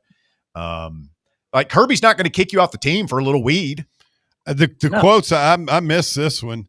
You guys, I just got to get your reaction. When the officer asked Daniels why he fled, he said he did not want his mother to get a ticket. When the officer informed Daniels that he and his mother were both going to jail instead, Daniels said, "It has been worse." So you just make things easier on you. Okay, we had to punt. couple times in the second half. At least we didn't turn the ball over and they're running the other way for 6. Right, Rando? Exactly. Make it And easier on yourself. What was up with, I mean, you just talk about how badly coached, and I get it. We kicked the snot out of a really bad Florida team. How do you not field the second half kickoff and just watch it land on the 2? Fair catch it and take it at the 25. What are they doing? They're poorly coached. And then after that, Rando, and it might have been actually the next possession, it's first down. They can't get the play call in. Clock's ticking down. He takes a timeout on his 1 yard line. Saved 18 inches. Yeah. Good job. Well, I mean, let's face it. He knew he didn't need that timeout. I mean, he wasn't going to hyple it and take it to halftime or the end of the game unused when he needed it. With that said, guys, next year, I really, the only time I'll ever pull for Diego Pavia is for him to win this action that he's got so we can get another year of Joey. I know some out there in volunteer land would like to see him not there next year, but I think, look, I know Faison Brandon is a heck of a talent, but he doesn't need to start as a true freshman. And if you give me the option of taking Joey for one more year or GMAC trotting out with what we have to face next year, give me Joey for one more year. Absolutely. Let GMAC learn or back up. But, I mean, look, the thought process that, well, Joey did this and he caused that fumble. No, David Sanders caused that frickin' fumble. David Sanders cut inside instead of picking up the outside guy. Joey got blindsided. From behind, he never had a chance on that play. And I'm not trying to throw David Sanders under the bus, but that fumble, scoop, and score was all on number 70. And I think I said that at the time of the game. So I'm with you, Russ. The only truly egregious mistake he made was the pass against Bama, but he also executed the play that was called. So I almost look at that as a malpractice of coaching at that point. Sign me up for Joey for one more year right now. I would take it, and I think we'll be 9-3 or 10-2, maybe even squeeze out an 11-1 if we had Joey come back for one more year. I'm here for it. He's earned it. If the courts will give it to him, I say we give it to him and ride, because otherwise I think we're hitting the transfer portal.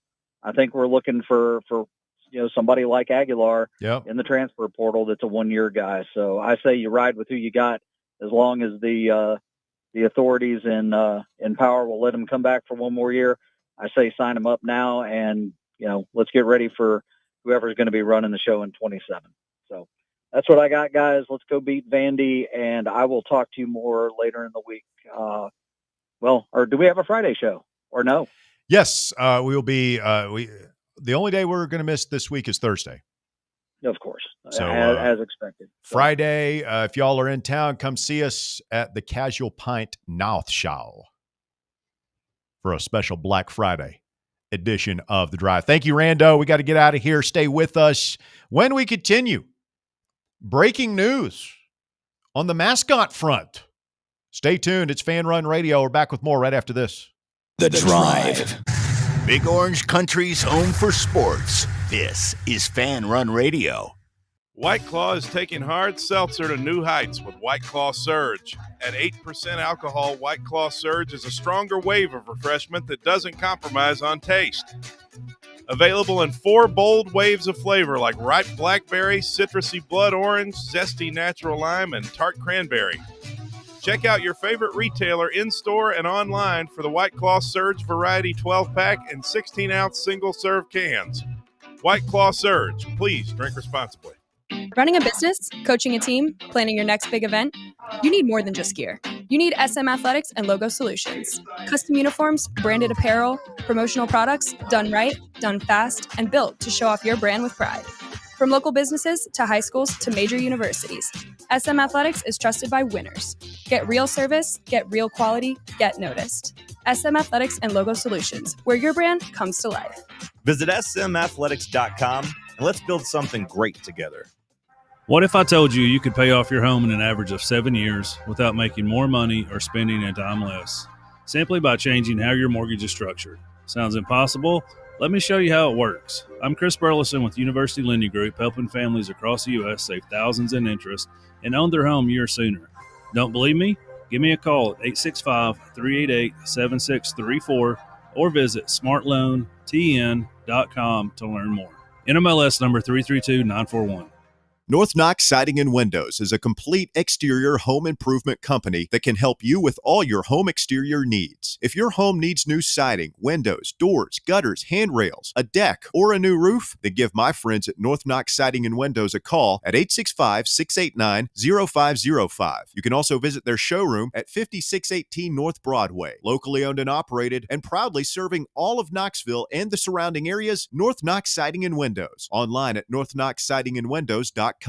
Tired of waiting for the weekend or good weather to play around? From casual to committed, Back 9 Golf has got you covered. Open to the public and offering flexible membership opportunities, they offer 24/7 access to 5 different simulators, providing cutting-edge technology, instant swing feedback, fun mini games, and a wide variety of courses to choose from. Perfect for that solo round you want after work, or swing by with food and drinks for an afternoon with friends and family. No stressful tee times, no rain delays. It's Back 9 Golf your way. Book your tee time now at theback9golf.com.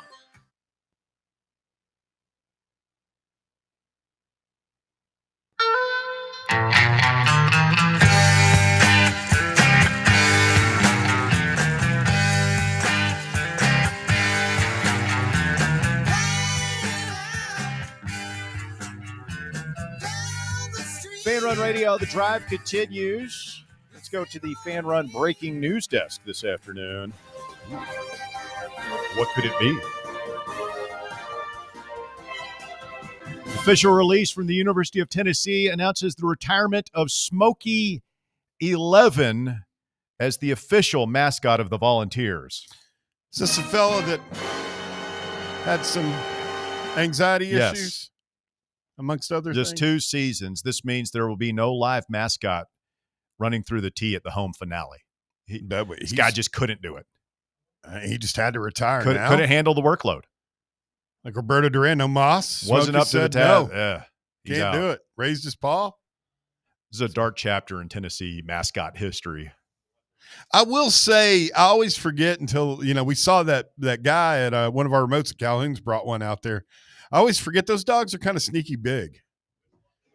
We've got Bob Baskerville back on the line from Parts Unknown this afternoon. Bob, Smokey 11 has officially retired. It's a final now. How does that strike you? Wow. That's all I can say. Are you hearing me? Barely. Bob, I love you. You're going to have to call everybody. Yeah, no, you all have a good Thanksgiving. I'm enjoy the veal. All right, thank you. That's Bob Baskerville from somewhere this afternoon. It's just not working for him, but he's like the Florida offense there. Just can't get it going. So we get back to it. Overreaction Monday here on the show. 865-966-3435 is your number to get on the show if you want to join. 966-3435 on a day when it's one of my favorite times of year. First of all, you got the holiday, Thanksgiving, and you've got sports convergence here. It's feast week. This is why Bob is going to be disappointed to be not be a part of it, because this is the time of year that Bob Baskerville lives for. He's got just college hoops coming out his ears right now. There's just games all day long for the entire week. I've kind of been his what do they call it in his Padawan. He's teaching me the ways of the force of basketball. Bob's the most geeked out basketball fan I've ever met in my life. They're out there. The hoops junkies are out there. I mean, he's keeping track of colleges I've never even heard of, conferences. I was surprised he was able to call in while his Creighton Blue Jays are playing as we speak. He does look an awful lot like that. They're in that tournament right now. All right, so we've got rivalry week to close it out in football. You got the Egg Bowl Friday. You've got Georgia Tech. That game's going to be going on while we're on the air. You can come out watch it with us at the Casual Pint. And then you've got A&M at Texas.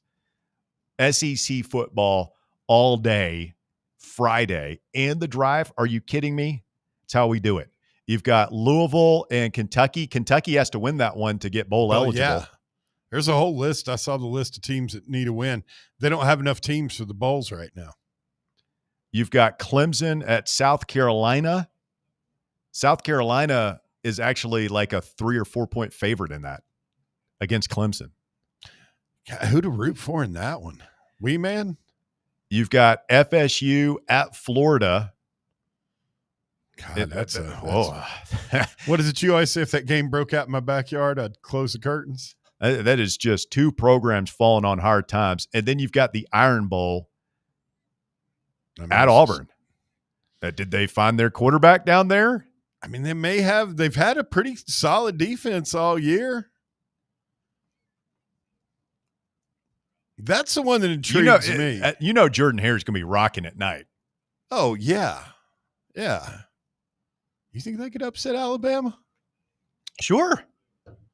Yeah. I mean, remember that game the last time they were down there and they thrown in the end zone at the end, Alabama to steal it from the right reverend? Yeah. Yeah, man. That would be a great thing to watch. That was a low line, too. Alabama's only like a 4 or 5 point favorite. So, yeah, I mean, I think Vegas is expecting Auburn to be fired up and ready to play in that one, and I am too. What's the night game? Is that the night game Saturday? Yes. Yeah. Okay. Huh. So it's a full slate. It's a great time of year. You got to love the holiday week, unless you're Bear. You're just over I there enjoy everything. Grumbling. What are you going to have for what are you going to eat while the rest of us are feasting? I haven't decided yet. Something? No. I don't even really want to say it. Pizza? No. It's going to make some enchiladas. Of course you are.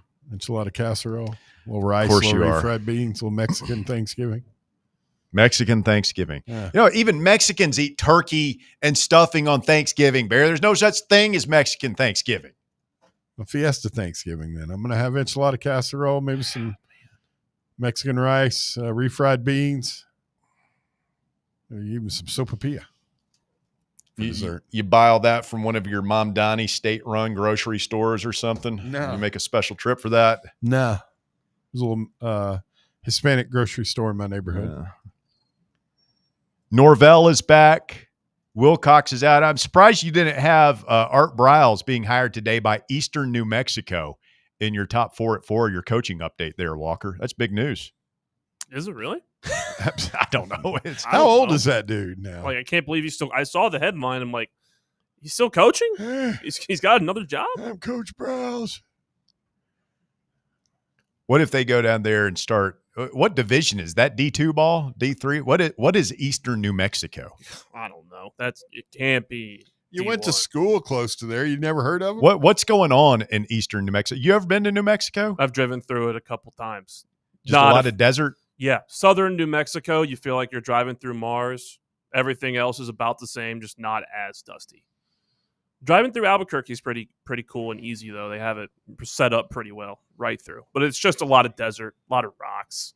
You know what's hysterical about this show? And we had a late start because of the basketball game. We have made it through 2 hours of the show today without mentioning the name, Lane Kiffin. Oh, congrats to us. Yeah. I've got some information on the – wait a minute. Any idea? Information? Yeah. Why is my thing not playing? Information. Oh, all right. Never mind. Go ahead. They're the Eastern New Mexico Greyhounds. They're located in Portales, New Mexico.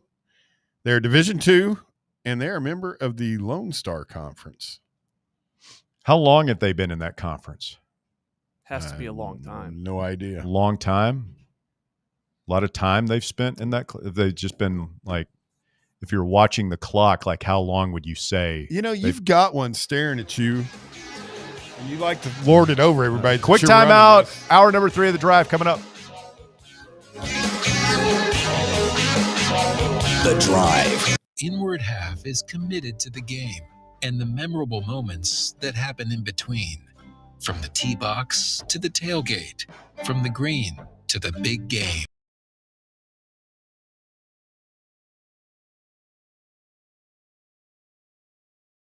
Friday nights, set Sunday tradition. Fall into the comfort and unparalleled performance of Inward Half.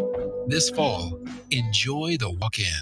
Got a problem tree looming over your home? Call ECR Total Landscapes. Whether it's trimming, removal, or storm cleanup, our certified pros get the job done safely and efficiently. We're licensed, insured, and ready 24/7 for emergency calls. Big or small, we cut them all. ECR Total Landscapes. Call now for a free estimate, 865-384-2012, and mention promo code FANRUN for free stump grinding on any tree removal now through the end of the year. Also, visit us at ecrtotallandscapes.com. Whether you're heading to work, taking the kids to school, or planning your next road trip, your car needs to be ready for the ride. Hi, I'm Russell Smith, and I've been a customer at Matlock Tire and Auto Service for about as long as I've been driving. For me, it all comes down to trust. Look, I'm not a car guy, and I just don't want to get taken advantage of on car maintenance costs. Matlock Tire Service is a family-owned and operated business, and they wouldn't have made it this long if they hadn't been providing trustworthy service you can depend on. They're the home of the price match guarantee, which means you can bring in any competitor's ad, and Matlock will match the exact same tire for the exact same price. I've bought a lot of tires at Matlock over the years, and I always go there for my oil changes. You should too. They've got locations in Farragut, Hardin Valley, Lenoir City, Maryville, and Athens. Visit their website, matlocktireservice.com, to find the location nearest you and schedule your appointment. Tell them Fan Run Radio sent you. Honest service, quality work, dependable care, Matlock Tire and Auto Service. Looking for the ideal gift this holiday season? Visa gift cards from Citizens National Bank make the perfect gift. It's the right size, the right color every time. Ask about personalized bulk orders for your family and friends or customers and employees. For more information, call or stop by today. Citizens National Bank. Banking never felt so good. Member FDIC, Equal Housing Lender. At Knoxville Insurance Group, they understand the challenges many consumers face when searching for insurance coverage. That's why whether it's for you, your family, or your business, they create a coverage plan specifically for your unique needs. Knoxville Insurance Group is an independent firm, which means they aren't beholden to just one insurance company. They search multiple companies, acting as your negotiator to find you the best possible policy and price. Start a quote in minutes at KnoxvilleInsuranceGroup.com or call them today at 865-694-9788. You're listening to FM 105.7 and AM 1340, WKGN Knoxville, and W289CU Knoxville, Fan Run Radio. The following radio theater is brought to you by Men's Pro Knoxville. Hey, Dad, can we play football? No, buddy. All right. Pops, want to work out? Maybe later. Hey, kids are in bed. What you up to? Tomorrow? You've got one life, and it's too short for not nows, maybe laters, and tomorrows. If you have ED and performance issues, your family, friends, and even your career has already been affected. Book your discreet evaluation at Men's Pro Knoxville and turn your tomorrows into today. Yes! Touchdown! Come on, one more, Dad. Today! Push, Dad. One more. Come on, push. Hey, kids are in bed. What you up to? Tonight. Call 865-544-8220 or book now in under 30 seconds at menspronknoxville.com. Men's Pro Knoxville, for every man in every season of life. It's time for The Drive's Top 5 at 5. Quitting time on your Monday, 5 o'clock here on Fan Run Radio. Russell, Bear, and Walker live in the White Claw Hard Seltzer Studios. It's Overreaction Monday. Walker Smith, the top 5 at 5. What you got? At number 1, number 17, Tennessee dominated Rutgers earlier this afternoon in their first game of the Players Era tournament in Las Vegas. Jacoby Gillespie led the charge with 32 points, and Nate Ament finished with 20. Next up, the Vols play Houston tomorrow night at 6 p.m. Big win for the Big Orange. Does Rutgers suck? Yes, probably. But Tennessee played really well. The best development today, in my opinion, is seeing Nate Ament go 4 of 6 from three-point range. He had struggled from distance the first 5 games, and I believe he missed his first 2 of the game and then made 4 threes in a row. There you go. So that was good to get going. And the other thing, and maybe the best development of the season so far to me overall, is Okpara being able, when the big man can hit that top of the key three, and we were so good at this in the Pearl era with guys like Wayne Chisholm and Brian Williams being able to step out and hit just that straightaway three. Top of the when the other team's rim protector has to step out to, I mean, it just opens up so much space on the inside. So if he can, I mean, that's at least 4 or 5 that he's made this season. Oh yeah, and Barnes, he's loved having these type. Even him, it was great under Pearl, but he's gotten guys like Kyle Alexander and Jonas Adu to at least, when he had them, develop an outside shot slightly just to make him respected. That's what he tries to get out of the 5. I think it's totally different, man. When you're big, can hit that bucket, like that's huge. Look what, the kid from Michigan that just screwed us in the Kennedy Chandler year. I can't remember the guy's name. Hunter Dickinson. That's how he smoked us. 3 in a row. At number 2, ESPN is expected to extend its deadline for the college football playoff to determine if it will make any changes to the format before 2026 and beyond. The initial December 1st deadline was rapidly approaching, but no decision was in sight, with the 10 FBS commissioners and Notre Dame AD given more time to see if the Big Ten and SEC can reach an agreement on a future format. So they're kicking the can down the road on this? Yeah, because Sankey and Petiti cannot agree. I mean, the Big Ten is just, they've been ruining college football for my entire life. Like they are a bad idea factory. Like they were the biggest impediment to a college football playoff because they wouldn't come off the stupid Rose Bowl. Mm-hmm. And now they want to go to 24 teams and they want all these automatic bids and all this stuff. And Greg Sankey's position is right. To hell with automatic bids. A playoff should be a playoff. It should be a complete meritocracy. And if we go to 16 teams and one year there's 12 Big Ten teams in it and only 1 or 2 SEC teams, them's the breaks. I want to see the best teams. Like you can't have a sport where the best teams don't play for the championship. The Big Ten's position in this is just so stupid. There's a part of me that would like to see the SEC like just kick Vanderbilt and Missouri out, go take Florida State, Miami, Clemson, and one other, North Carolina or somebody like that, and we're just go do our own thing. Y'all do whatever you want. You can have your own playoff with the Big Ten, the ACC, and the Big 12 and call it a national championship. But everybody knows like what the real thing is. And we're going to play a big round robin down here and have our own playoff and our own championship. And y'all go do whatever the hell it is you want to do. Because you guys have been holding back this sport for 100 years. And fans just want to see a championship. We just want to see a playoff like every other sport has, where it's a complete meritocracy and the best team wins. These guys, like, they just always have the worst ideas on how to do it. So I'm not terribly concerned. Like 12-team playoff is pretty good. I would like to get to 16 eventually. 24 is stupid, but stupid ideas are what the Big Ten specializes in. Mm-hmm. Can't do that. No. At number 3, the New Orleans Saints are bringing in former Baltimore Ravens kicker Justin Tucker for a tryout, a source told ESPN. Tucker was suspended for the first 10 weeks of the 2025 season due to violations of the NFL's personal conduct policy. Oh, yeah, he was on that Deshaun Watson massage plan, right? Yeah, he was, and was eligible for reinstatement on November 11th. This is his first tryout since his suspension ended. I know he's spent. Has any of these charges been adjudicated yet? I don't believe so. The NFL's totally cool. I mean, what happens if he ends up getting found guilty of this stuff? The NFL will have to correct course a little bit. I mean, it's New Orleans. Sin City, baby. Or that's Vegas, right? That's Vegas. What is New Orleans? The Big Easy? The Big Sleazy? Yeah, Big Easy.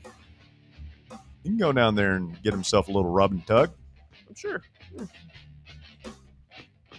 At number 4, Monday Night Football will wrap up Week 12 in the NFL tonight. The Carolina Panthers are traveling to take on the San Francisco 49ers. Kickoff is at 8:15 in Santa Clara. 49ers are 7.5-point favorites. This will be my first time watching the Panthers play this year. They're pretty good, aren't they? They're Pitt. frisky. Yes, Pitt is playing in Monday Night Football tonight. No, I haven't seen them play yet this season, so I'll be interested to see if there's actually prices look better. Yeah, Ted McMillan out of Arizona. He is a stud on that team. What's his face from Alabama still quarterbacking the Bryce 49ers? Young? Or no, Mac Jones? Yeah. I think Purdy's back. I think Purdy is back. Oh, okay. I was going to say, I'm looking forward to the battle of Bama quarterbacks, of middling Bama quarterbacks. It'll be good. You get some dogs playing Juwan Jennings. It's true. And at number 5, a woman in Thailand shocked temple staff when she started moving in her coffin after being brought in for cremation. A Buddhist temple posted a video on its Facebook page showing a woman lying in a white coffin in the back of a pickup truck, slightly moving her arms and head, leaving the temple staff bewildered. Apparently, the 65-year-old woman's brother drove her to be cremated after his sister had been bedridden for about 2 years, and her health deteriorated, and she became unresponsive, appearing to stop breathing 2 days before. I'm not dead yet. The temple manager said that while he was explaining how to get a death certificate, when they heard knocking on the coffin, I feel happy. They then assessed her and sent her to a nearby hospital. God, man, that's terrifying. That's like one of my worst fears in life is being buried alive on accident. Did you ever see The Vanishing? Yeah. Spoiler freaky, alert. Huh? It maybe came out like 30 Wasn't years there ago. at one point, didn't they have an invention where there was like a bell that you could ring if you were buried alive? Yeah. Excuse me, sir. Alive down here. Ding-a-ding-ding-ding-ding. Have you ever seen pictures of those graves? I think they're in France. Who've got like cages, like over the top of them. I guess in case they were like a vampire or witch and they came back to life, they still wouldn't be able to get out. That's good thinking right there. You got to cover all your bases. Yeah, just in case. You never know. The undead rise. Those ones aren't going to get them. Thank you, Walker. That is the top 5 at 5. It's brought to you this afternoon by Knoxville Smiles. It's where I go to the dentist. Shout out to Dr. Malone and the crew over there. Saw them last week. Still in the No Cavity Club. Doing it right. They are over at Knoxville Smiles. You can check them out online at knoxvillesmiles.com. You can book your appointment online there. Don't forget, they are offering half-price whitening when you get a routine dental cleaning now through the end of the year. So be sure to book as soon as possible on knoxvillesmiles.com. Or you can just call them the old-fashioned way, 865-539-1776. Smile brighter with Knoxville Smiles. Still drunk off the keg of glory after a thrilling win over the Gators in the swamp. Tennessee basketball handling the Rutgers tonight, giving them the Schiano treatment. And now we turn our attention to Houston tomorrow in basketball and Vandy on Saturday in football. Big week. Mm-hmm. Big Thanksgiving week here in Big Orange Country. Let's get a call from Matty Ice. Good afternoon, Matt. You know, nothing sobers me up like a good chicken quesadilla at my Mexican Thanksgiving, Russell. I love me a good chicken quesadilla. Don't get me wrong here. Don't get it twisted. Enchilada casserole, my friend. Hey, you know, this was a question that kind of dawned on me thanks to Davey at Outkick. Is it just a foregone conclusion as we get ready to take on Vandy this weekend that Clark Lee is going to sign an extension? I guess I was thinking about this, you know, the domino effect that is college football head coaching jobs. I mean, if you're Clark Lee, your name's not as hot as it's ever going to be probably. I know they're bringing in that 5-star likely next year, but if you're, you know, somebody that's like, I don't know, that tier 3 school, like do you dip your toes in the water and kind of see what's out there if you're Clark Lee? I mean, it just depends on what your goals in life are. Like if you're Vandy to the core and you love Nashville and that's where you want to live, then probably no. I probably wouldn't. But if there's any part of you that's like, you know what, I'd like to win a national championship someday. I'd like to test myself at the highest level. Then I think there's a lot to what you're saying, man. It's like this might be your only opportunity to climb that ladder. Yeah. And I guess the other thing, to your point about him being from Nashville, he's an NBA kid, is like, how much of a competitor is he? Does he want to go chase championships, or is he comfortable, just with his family being there and just recouping, hey, I can win 7-8 games, and that's just fine for Vandy fans. Yeah. What do you want? Like, what's in? I don't know what's in that guy's heart. We know where James Franklin's heart was. He got out of there as soon as he could. Yeah, but he didn't play there. But I wonder, what's this guy going to say if LSU, one of these big heavyweight schools? Yeah, it's like Brent Key, too. Everybody talks a good game till you get a bag with almost $100 million dropped in your lap. Yeah. Hey, Walker and Barry, I don't know what the tournament stipulations are. Big win, obviously, for the guys today. Looks like Baylor is going to take on St. John. So if the Vols were to take care of business tomorrow night versus Houston, would you welcome a date with Cameron Carr or everybody's favorite Italian, Mr. Rick Pitino? And I'll hang up with that thought. Take care. Ooh. I would go Pitino because that would come with the possibility of playing against Tomba. Is he on St. John's? Yeah. Good for him. Is he playing? He's gotten in a couple of times. So you never know with Tomba. He is 7 feet tall. He's really good. But hey, Tomba also carries the bonus of the team's GPA will be sky high with him on it. It would be really cool to beat Baylor and the guy that left you and could potentially keep us from winning a national championship. But it would also be cool to beat Rick Pitino and St. John's. St. John's 16th in the Ken Pom rankings. Baylor is 19th. We're 13th. We're thinking way down the line, but that if we played St. John's and beat them, that looks a lot better than beating Baylor right now. St. John's is just a better team than Baylor is. It's negligible according to Ken Pom. I feel like St. John's is going to just end up better down the road. Where are we at on Ken Pom right now? Is it? I'm sorry, buddy. 13. You throw a lot of numbers at me. Got a lot going on over here. You have headphones on. You're hearing everything and I'm saying. Still You're dealing looking with, at me. I'm still dealing with excuses. No, I'm not.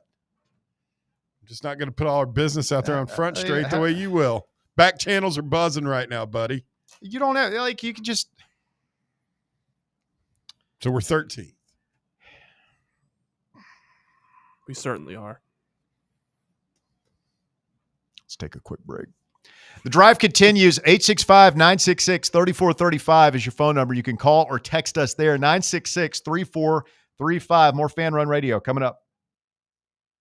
The Drive. Streaming worldwide at fanrunradio.com and on the free Fan Run app. This is Big Orange Country's sports talk radio superstation. Fan Run Radio, Knoxville. This is Bo Kregner with the Kregner Group at Realty Executives. As we gather around the table this Thanksgiving, Robin and I just want to say how grateful we are for the families who trust us to help them buy or sell their home. If a move is in your game plan before the year ends, our team would be honored to serve you. Call 865-742-1035 or visit bonoshouses.com. Happy Thanksgiving from the Kregner Group. Walking by faith, serving others. Have you ever found yourself wishing your clothes looked brand new again? Whether it's your favorite suit, that little black dress, or your comfy winter coat, Crown Cleaners can make it happen. From stubborn stains to delicate fabrics, the expert team at Crown Cleaners uses the latest cleaning technology to ensure your clothes come back looking and feeling fresh. Visit one of their 2 area locations, Kingston Pike on Bearden Hill or South North Shore Drive near Dunkin' Donuts. Online at crowncleaners.com. Crown Cleaners, a tradition of excellence. This football season, crack open a cold beer that doesn't fumble the flavor. Garage Beer is 100% beer-flavored beer. No gimmicks, just cold beer. Co-owned by the Kelsey brothers and brewed right here in the Volunteer State, Garage beer is perfect for fall fire pits and Tennessee tailgates. So pick up a 12-pack today of the official beer of Football Fridays on Fan Run Radio. Garage beer, 100% beer-flavored beer. Vol fans, reimagine your home at Broadway Carpets and Flooring for any remodeling or building needs. With a variety of carpets, rugs, hardwood, vinyl, and stone, Broadway has all the flooring and installation options you're looking for, including pet-resistant products like Pet Perfect Carpet from Shaw Floors. Visit their showroom in downtown Knoxville or the location in West Knoxville located on Kingston Pike near Pellissippi Parkway today. Are you a federal employee facing workplace challenges like suspension or removal? Are you concerned about your security clearance with any federal agency? You know the Griffin Law Firm is your trusted ally in military legal matters. But did you know they also specialize in civilian federal employment law? If you're a federal employee facing workplace challenges like suspension or removal, if you're concerned about your security clearance with any federal agency, the DOE, FBI, FCC, or DOD, you might not know it, but you do have legal recourse. The Griffin Law Firm specializes in federal employment law, military law, and security defense law. VFL Marshall Griffin and his experienced team are ready to make your problem their problem, no matter which federal agency you work for. Don't face federal employment issues alone. Remember, remain silent, request counsel, call Griffin Law, 888-707-4282, online at griffinlawdefense.com. Welcome to Axle Logistics, where excellence isn't just a goal, it's an energy. As a leading third-party logistics company, Axle is powered by an award-winning culture built on a work hard, play hard mentality. Here, the drive for success is contagious and hard work never goes unnoticed. Whether you're just starting out or looking to level up, Axle Logistics is the place to launch your career. Join us and take your ambition to the stars. To learn more, visit axlelogistics.com.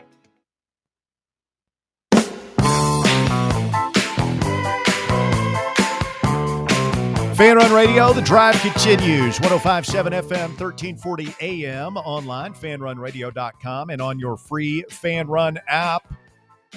A variety of ways for you to experience the program this afternoon.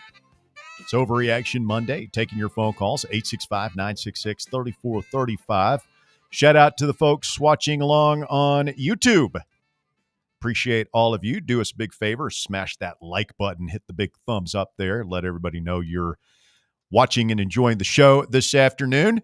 And we have a podcast. Shout out to those of you listening in the future on the podcast, wherever you take in podcasts. And shout out to the good people over at Broadway Carpets for sponsoring the podcast today. They're online, BroadwayCarpets.com. Let's get a call from Jamie. Good afternoon, Jamie. You're on the drive. What's up, fellas? Hey, man. So, how come it doesn't feel like we just beat the hell out of Florida for the first time in 30 years? I think it's a combination of things. They were terrible. It happens. We blitzkrieged them so fast, and then they just quit. Well, we took our foot off the pedal and didn't beat them as badly as it appeared we were going to or could have. And then the Vanderbilt game looms large, right? So I agree. It's a combination of a bunch of things. I bet it meant a lot more to us if Heupel would have went ahead and run one more play and got our kicker a little closer, and we'd have beat Georgia. As a matter of fact, we probably have game day down here Saturday for 10-2 Vandy and 10-2 Tennessee. Loser goes home, winner goes to playoffs. Isn't that That's crazy? how close we were. You're right.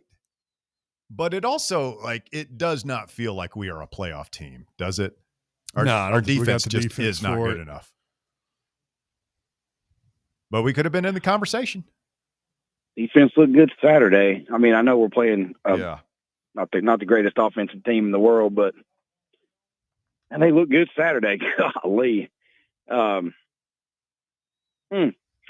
I mean, it's going to be an interesting offseason. I mean, Heupel needs to take inventory and decide which is more important, improving this coaching staff or being friends with anchors. I've heard you, Russ. I don't know. It might have been voluntary reaction or earlier today talking about you. You would hang on to Banks, though, huh? I would as well. I'm just here to tell you, buddy, if we beat Vanderbilt, I wouldn't expect a whole lot of change unless somebody just decides to leave. He's not firing anybody. Of a 9-3 team. Do y'all both come from the thought process of scared who they might bring in? Because I could see that. I mean, we could do a lot worse. I mean, that's a smaller part of it for me, Jamie. I'm just a continuity guy, and I think that matters, especially you talk about so many young players on this roster being able to develop under the same coaches who, by the way, we all thought were geniuses last year when they were top 10 in scoring defense and total yards per game. So, we'll see if Pavia carves us up the way he did Kentucky. Maybe I'm singing a different song a week from today, but I'm leaning towards staying the course and hoping that the guys that we invest all our money in, particularly in the secondary next year, actually stay healthy. Does your opinion change if Gardner bolts?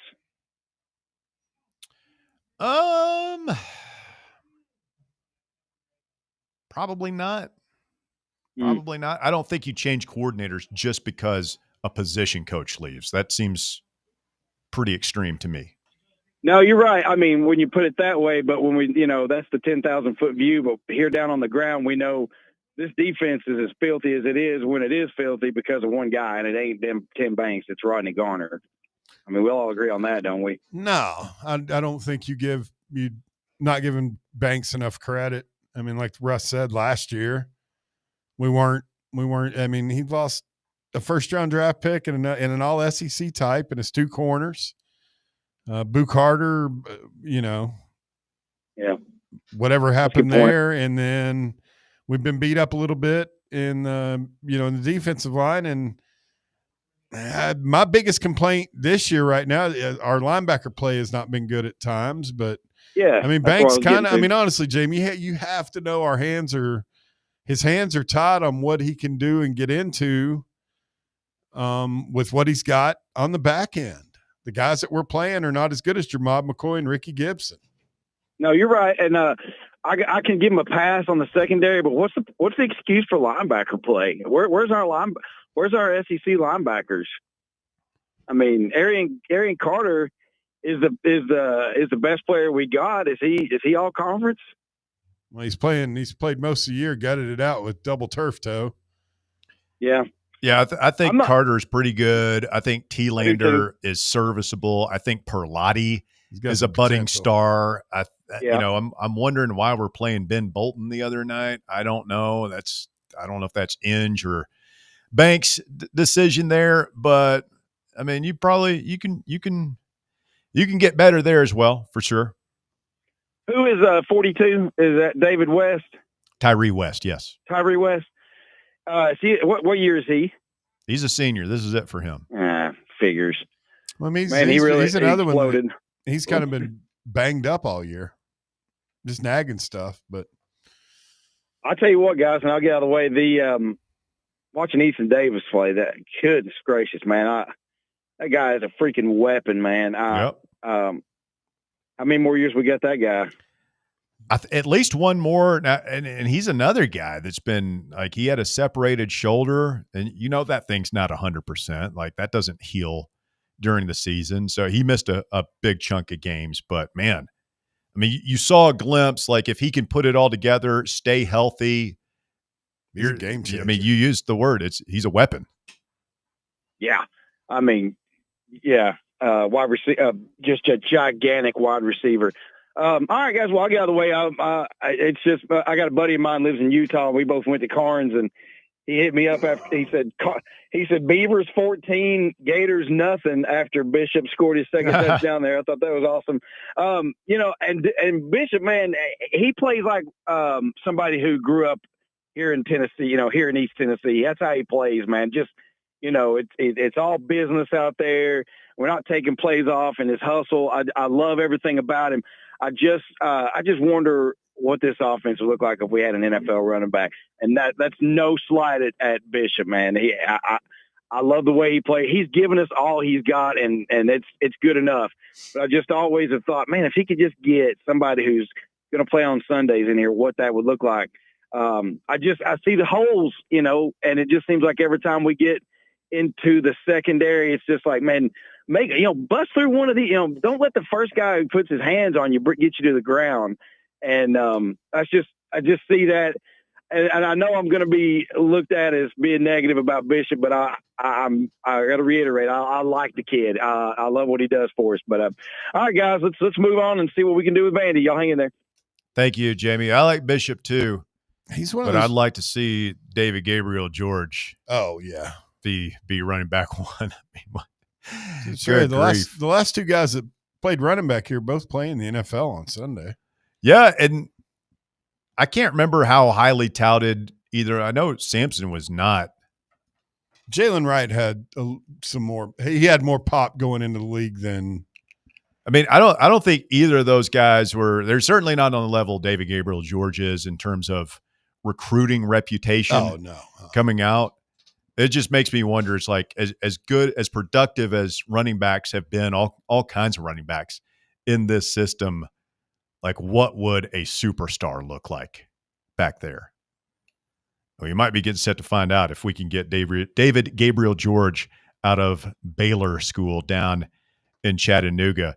865-966-3435, your phone number to get on board, 966-3435. Yeah, if you missed voluntary reaction, and I was talking with Davey about this, might be an unpopular opinion, but where I'm at right now with Tim Banks, and I wish Bob were here because I think he's on the other side of this, is I'd lean towards bringing him back.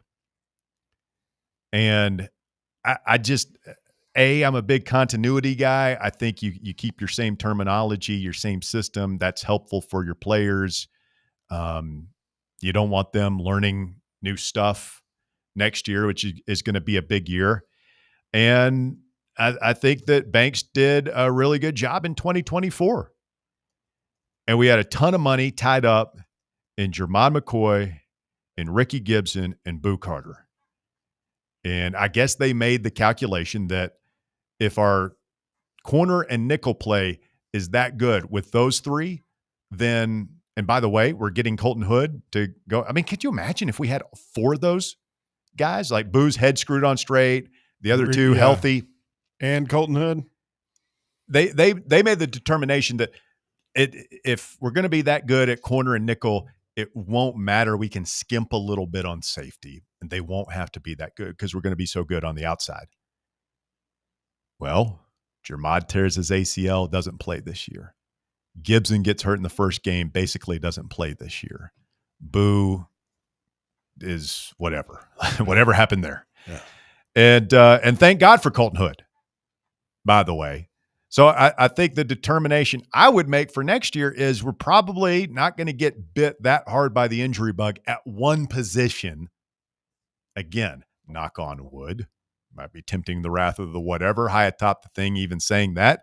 But it's like, okay, we've got all these edge rushers. You lose Josephs. You've got Jordan Ross, Caleb Herring coming back next year. You've got other guys coming in the pipeline behind them.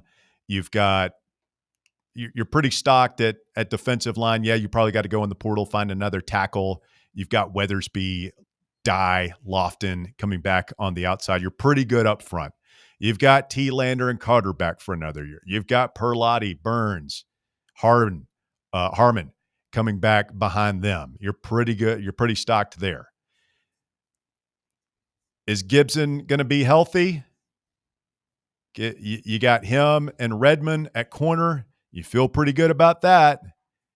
Who's your nickel back going to be, and where are you going to be at safety? Like, you've got to go in the portal and spend big at safety, I think. You just have to, man. You can't be that bad back there again. Not in this conference. You're losing Turrentine. I think you got to recruit over Farouk, man. I just don't see it with him. Like, he's and you got to go find a nickelback. So, like, you've got to invest in the portal in that secondary this year. So I would run it back with Tim Banks. I understand people pounding the steering wheel, stuck in I-40 hell right now in traffic. What the hell is this idiot talking about? Just my opinion. You don't have to agree with it. I would, and if they come back and they do stay healthy and they stink again next year, then yeah, I'm an idiot. Fire Tim Banks, find your guy. But that's where I'm at right now.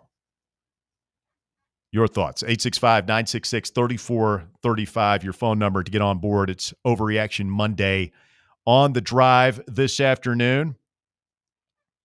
The day when Smokey 11 has retired. Tragic. What was it again? Why'd they have to retire him? He's again? got some issues. He's got anxiety issues. Oh, Like he couldn't run, like the too many people. Yeah, but I mean, that's just not a good thing to have in a. What was I saying? I mean, it's a fairly large hunting dog.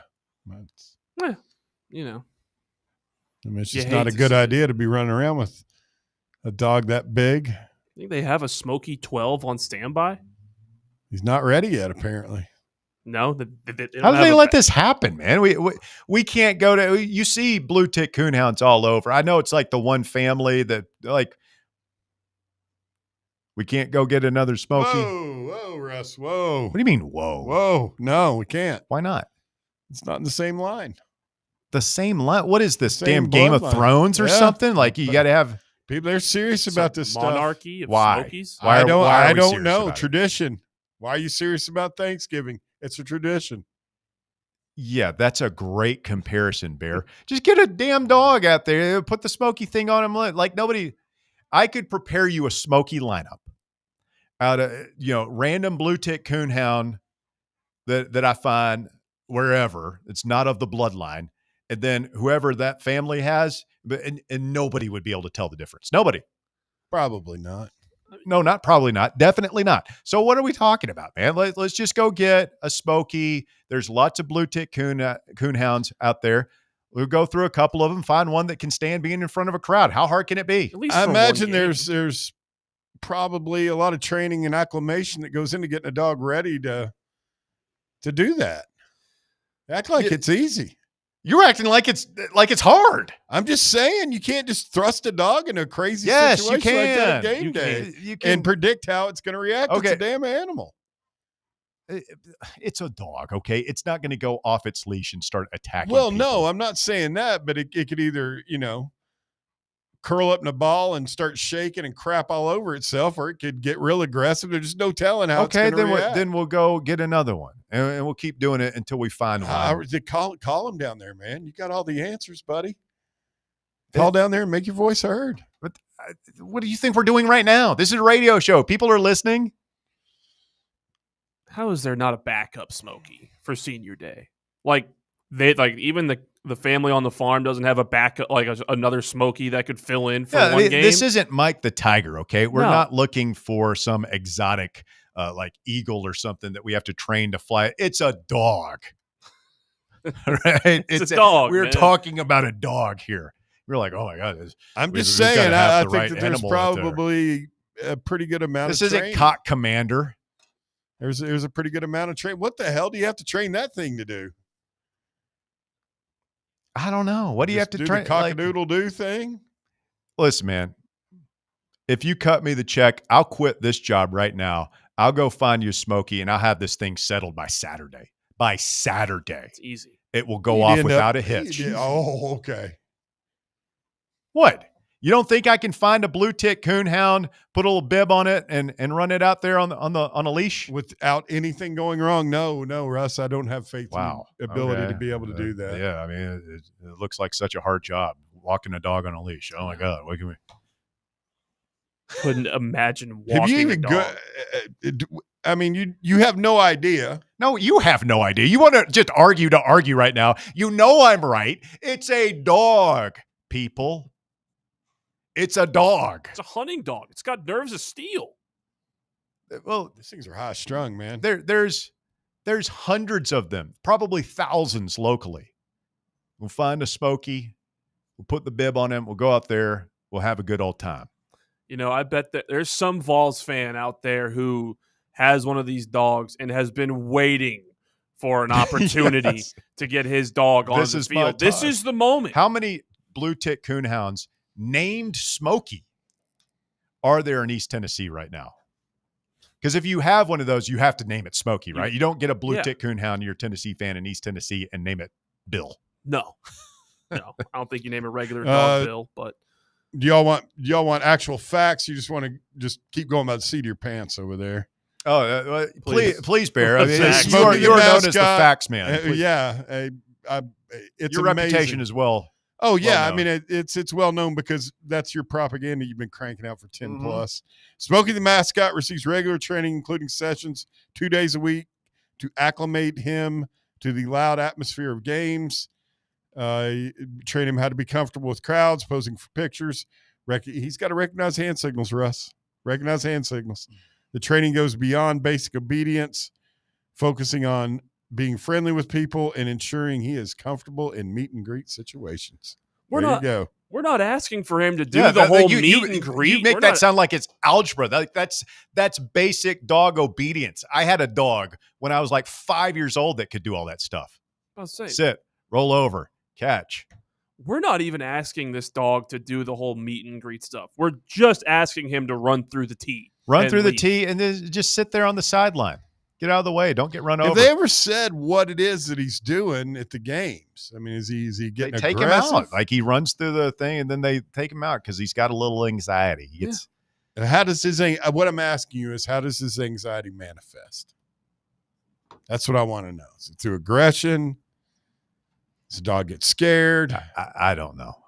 Well, how does anxiety manifest? Yeah, you get scared. You get nervous. You get whatever. We got a dog having damn panic attacks on the sideline. I'm just saying. Chasing its tail, hyperventilating, breathing into a bag. Relax, Smokey. You're going to be all right. He's having flashbacks. I'm in Nam. Charlie's everywhere.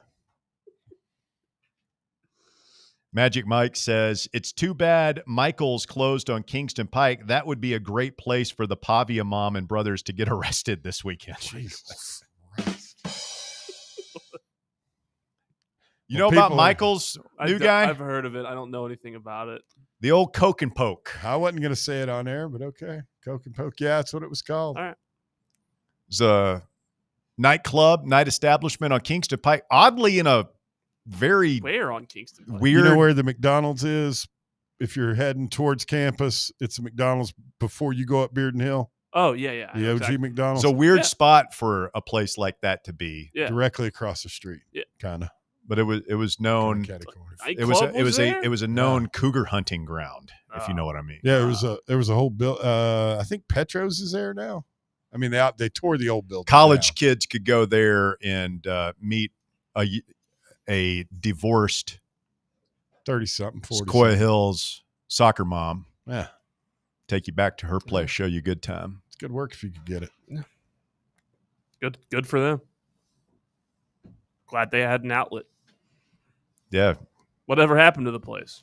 I never went there. Like I would, the only times I went there were for like radio. We would do our signing back when I was working with Tony B. We would do like this huge National Signing Day show back when National Signing Day was still like that. I feel so sorry for your generation. Like that, the first Wednesday in February, like it used to be like a national holiday or a regional holiday or something, man. Like football fans would you loved National Signing Day. And now we just don't have that at all, really. I think it's like next week. It's like in a week or two, and people just don't care. But like we would pack that place out.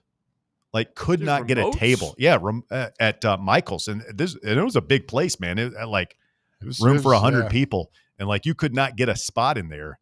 We go there for the signing day show. Oh, that's awesome. Michael's Cow Palace was its full name. Doing the signing day show live from Michael's is I remember so Tony was doing the show up at like they had this cool like table at the front. It was a cool setup. And like I was back in the manager's office on the internet. This is in dial-up days. To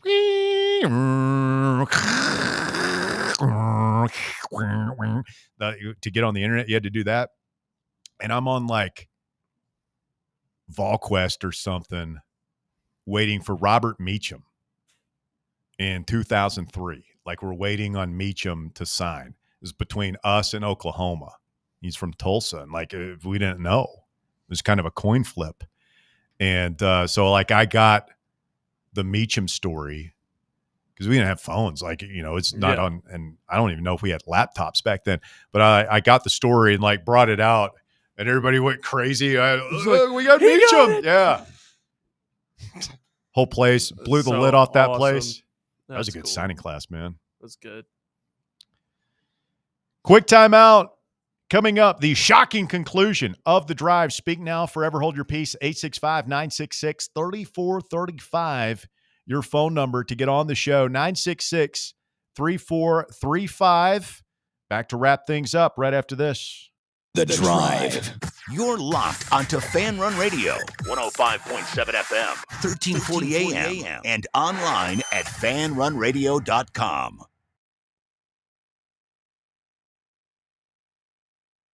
What kind of day is it? It's a White Claw day. Light and refreshing tasting, uniquely cold wave filtered. There's an iconic flavor for everyone. Come on, grab a pack. White Claw. Grab life by the claw. Please drink responsibly. Hard seltzer with flavor. White Claw Seltzer Works, Chicago, Illinois. Yee-haw! I've been hooting and hollering ever since I started betting with the VIP Play app. VIP Play has more than 200 leagues. Every bet type you can imagine. Live betting and live hosts, all with 24/7 support from real live people when you need them. Start betting better with the VIP Play app today. Don't be a better, be a better with VIP Play today. Download VIP Play today or head to VIPPlayApp.com.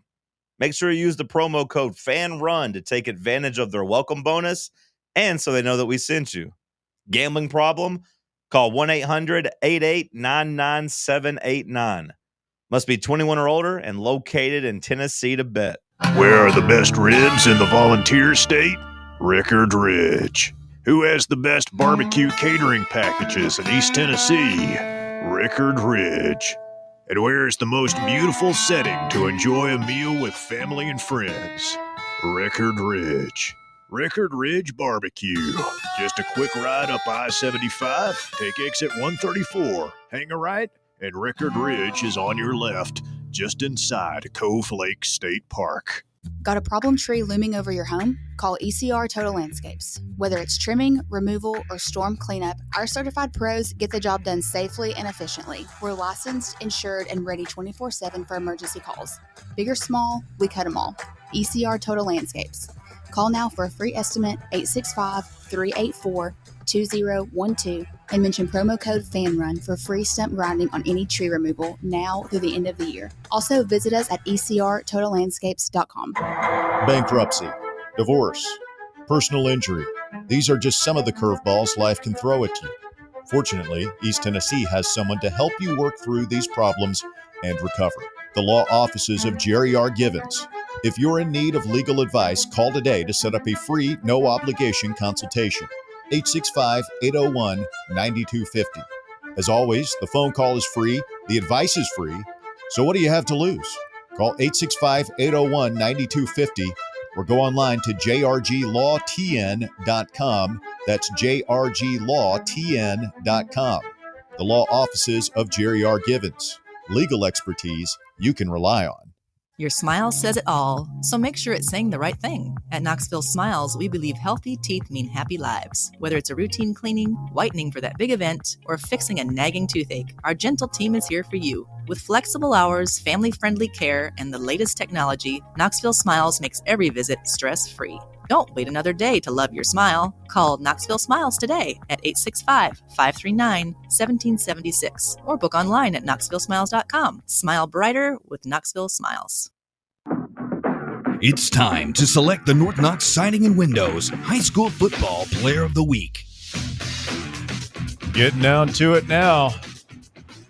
Semifinals, state championships in Chattanooga just around the corner. It's a great round three. A couple of East Tennessee teams still doing it. Of course, Alcoa's still doing it. You know they'd be here. Oh, yeah. 38-13 win over Red Bank. Jameer Dean, 3 catches for 60 yards and a touchdown for the Tornadoes. Coalfield still going. Jaden Bunch, running back there, had 22 carries for 266 yards and 5 touchdowns in a 40-7 win over Sale Creek. Greenville still going as well. I mean, that's the game this week, Greenville versus Alcoa. That's a good one. Good semifinal. For a trip to the ship. Caden Baugh, 6-9 passing, 118 yards and a touchdown, 17 carries, 141 yards and a touchdown as Greenville punched out Anderson County. Great season for the Mavericks. Sevier County, they're going to be playing Halls, who took down Central. Mm-hmm. Halls went to Central and took them down on the road. Good for Halls, man. It's been a while since they've been. Halls has it. Yeah. Nathan Patterson of Sevier County, 22 carries, 130 yards, and 2 touchdowns in their 28-24 come-from-behind win over Lincoln County. Lincoln County bunch was scrappy, man. Yeah. That's Powell. Oh, yeah. Cecilio Rodriguez, they call him C-Rod. Gatlinburg Pittman running back, 94 yards rushing and a touchdown, was also 4 of 4 on extra point attempts as Gatlinburg Pitt took down Meigs County 34-30. This week's North Knox Siding and Windows High School Football Player of the Week is Hall's wide receiver Brody Rogers, 8 catches, 116 yards, and 2 touchdowns in the Red Devils. 28-21 win over Central. Shout out to the Red Devils. Still doing it. I'll be pulling for you guys next week against Sevier County. You have your hands full, but that would be a great story to see Halls go to the state championship. I wonder how long it's been. I know they had a big program in the late 80s, early 90s, but they've not been strong lately. So they got, what was his last name? Jason? Julian. Julian. Whatever they got going on there now, keep doing it, Halls. You're killing it. Congratulations to Brody and the Red Devils. And big thanks to North Knox Siding and Windows for their support of all things fan run and all things high school sports here in East Tennessee. North Knox is Knoxville's #1 choice for all home exterior projects. If you've been putting off replacing old siding or windows, now's the time. You're going to save a lot on energy-efficient windows and siding at North Knox Siding and Windows. Anything on the outside of your house, they can do it. Now's the perfect time to schedule a free estimate with North Knox Siding and Windows. 865-689-0505, 689-0505. Online at northknoxsidingandwindows.com. Wrapping up another stellar edition. Jamie is he was a little negative today. He's taking some heat, but he raises an interesting point. Like we've taken a bunch of phone calls today, and if you had told me before the season, hey, you're going to beat Florida for the first time in the Swamp since 2003, and it's going to be a decisive win over them, but the celebration is going to be somewhat muted on Monday, I would have said, like, that's crazy. Did we have a national tragedy or something? Did the president die? Did we have like a meteor hit Earth? Is there another terrorist attack? Like, God forbid, is something terrible happened where we're not paying attention to the sports world? No. People are just kind of like, it was good. We're happy. We're very happy. We're just not ecstatic. I think it's just they're such a bad team. Like, it's really tough to celebrate beating a 3-8 SEC team, regardless of the history. Yeah, I just think it's a convergence of 3 things. 1, as you said, they suck. They're bad. They were horrible. 2, it looked like we were going to have like a 50-0 beatdown. Mm-hmm. We took our foot off the gas and just sort of like I don't even know what you would call that second half. And then 3, you've got this big game with Vanderbilt that's got us all a little worried. Yeah. And so I think those 3 things in total equal a somewhat muted celebration. Yeah. I would add the college football playoff stuff on top of that about how that kind of makes a lot of casual fans not think that game is as important as it was because there weren't that many playoff implications on it. But the combination of all those things, like, yay, we beat Florida on the road. Now what? Now what? What are you going to do with it? Mm-hmm. At least we didn't have a victory parade around Tom Black track with handing out roses this time, that's what happened in 2001. Is it actually? Yeah, because we were going to go to the Rose Bowl to play Miami for a national championship. And so we went in the swamp and there's like this huge celebration. People just sort of glossed over the fact that we had to play LSU in the SEC championship game the next week. Yeah, that's right.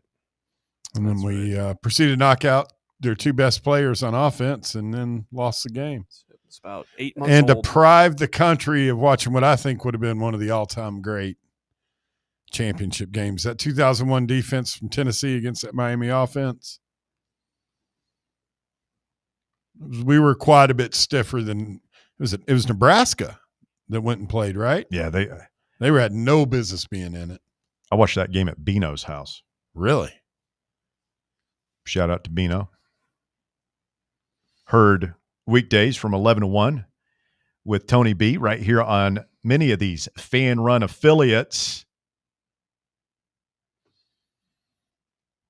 So, yeah, that's what happened. It's crazy. It was 8 months old. Can't say I have any memory of that one. But that's pretty cool. Thank God every night you don't. That was one of the worst nights of Yeah, it sounds any Vol fan that lived through that one. You think any worse nights than that one, Russ? More disappointing than losing to LSU in that championship game? Losing our slot in the national championship now, I watched game that year. That game at my buddy Jeff Boyardee's house, Jeff Beckman. His apartment, actually. He had a really cool fish tank. And like that, I was 21. It was like a college kind of thing. And we thought so little of that game that we were just like watching at my buddy's place. And kind of halfway paying attention to it? Yeah, I remember like having a little too much to drink. Like beer? Still like beer? We did. We drank beer. I liked beer. Still like beer. And I remember staggering out of his apartment, like wondering what the hell just happened. Like, did we really lose that game? Like it was one of those things where it was so unexpected. It didn't really fully sink in what had happened. But I mean, it's a loss that still reverberates in Tennessee football history. I was bartending that night. I mean, if you win that one, first of all, it's your third conference championship in about 4 years, which is remarkable. And you would have had Miami, that was probably one of the greatest, and this is saying something, Walker. That may have been one of the greatest collections of talent in Miami football history. Mm-hmm. That team was loaded. Oh, yeah. But I felt like we had a puncher's chance against them. Yeah, and, we had, the 99 team was talented enough to play for a championship and just didn't have the right chemistry. But I mean, you talk about like they could have played. I don't know if we would have beaten Florida State that year. I don't know if we would have beaten Miami in 01. But damn it, we could have been there. Yeah, could have. Like to have found out. See how bad Shockey wants to catch a ball after Eddie Moore tears his head off. I mean, we were loaded. We had guys that went on and played for a long time in the league. Tough defense. Future Hall of Famer Jason Witten. Basketball tomorrow, 6 p.m. tip between Tennessee and Houston. You can come watch it with us at Barley's in the Old City, where we will be tomorrow from 3 to 6. Come on out, have some pizza, maybe a cold garage beer or two with us as we watch the Vols and Cougars. Not as much on the line as there was last time we played these guys. All right, thank you, Barrett. Thank you, Walker. We'll do it again tomorrow right here on Fan Run Radio.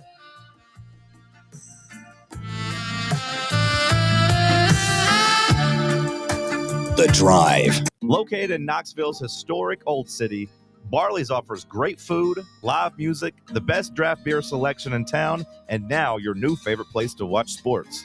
Their indoor projector is perfect for any weather, and they've revamped their upstairs area with more TVs to take in all of the action. Their menu features hand-battered chicken tenders, juicy burgers, fresh salads, and the tastiest pizza in Knoxville.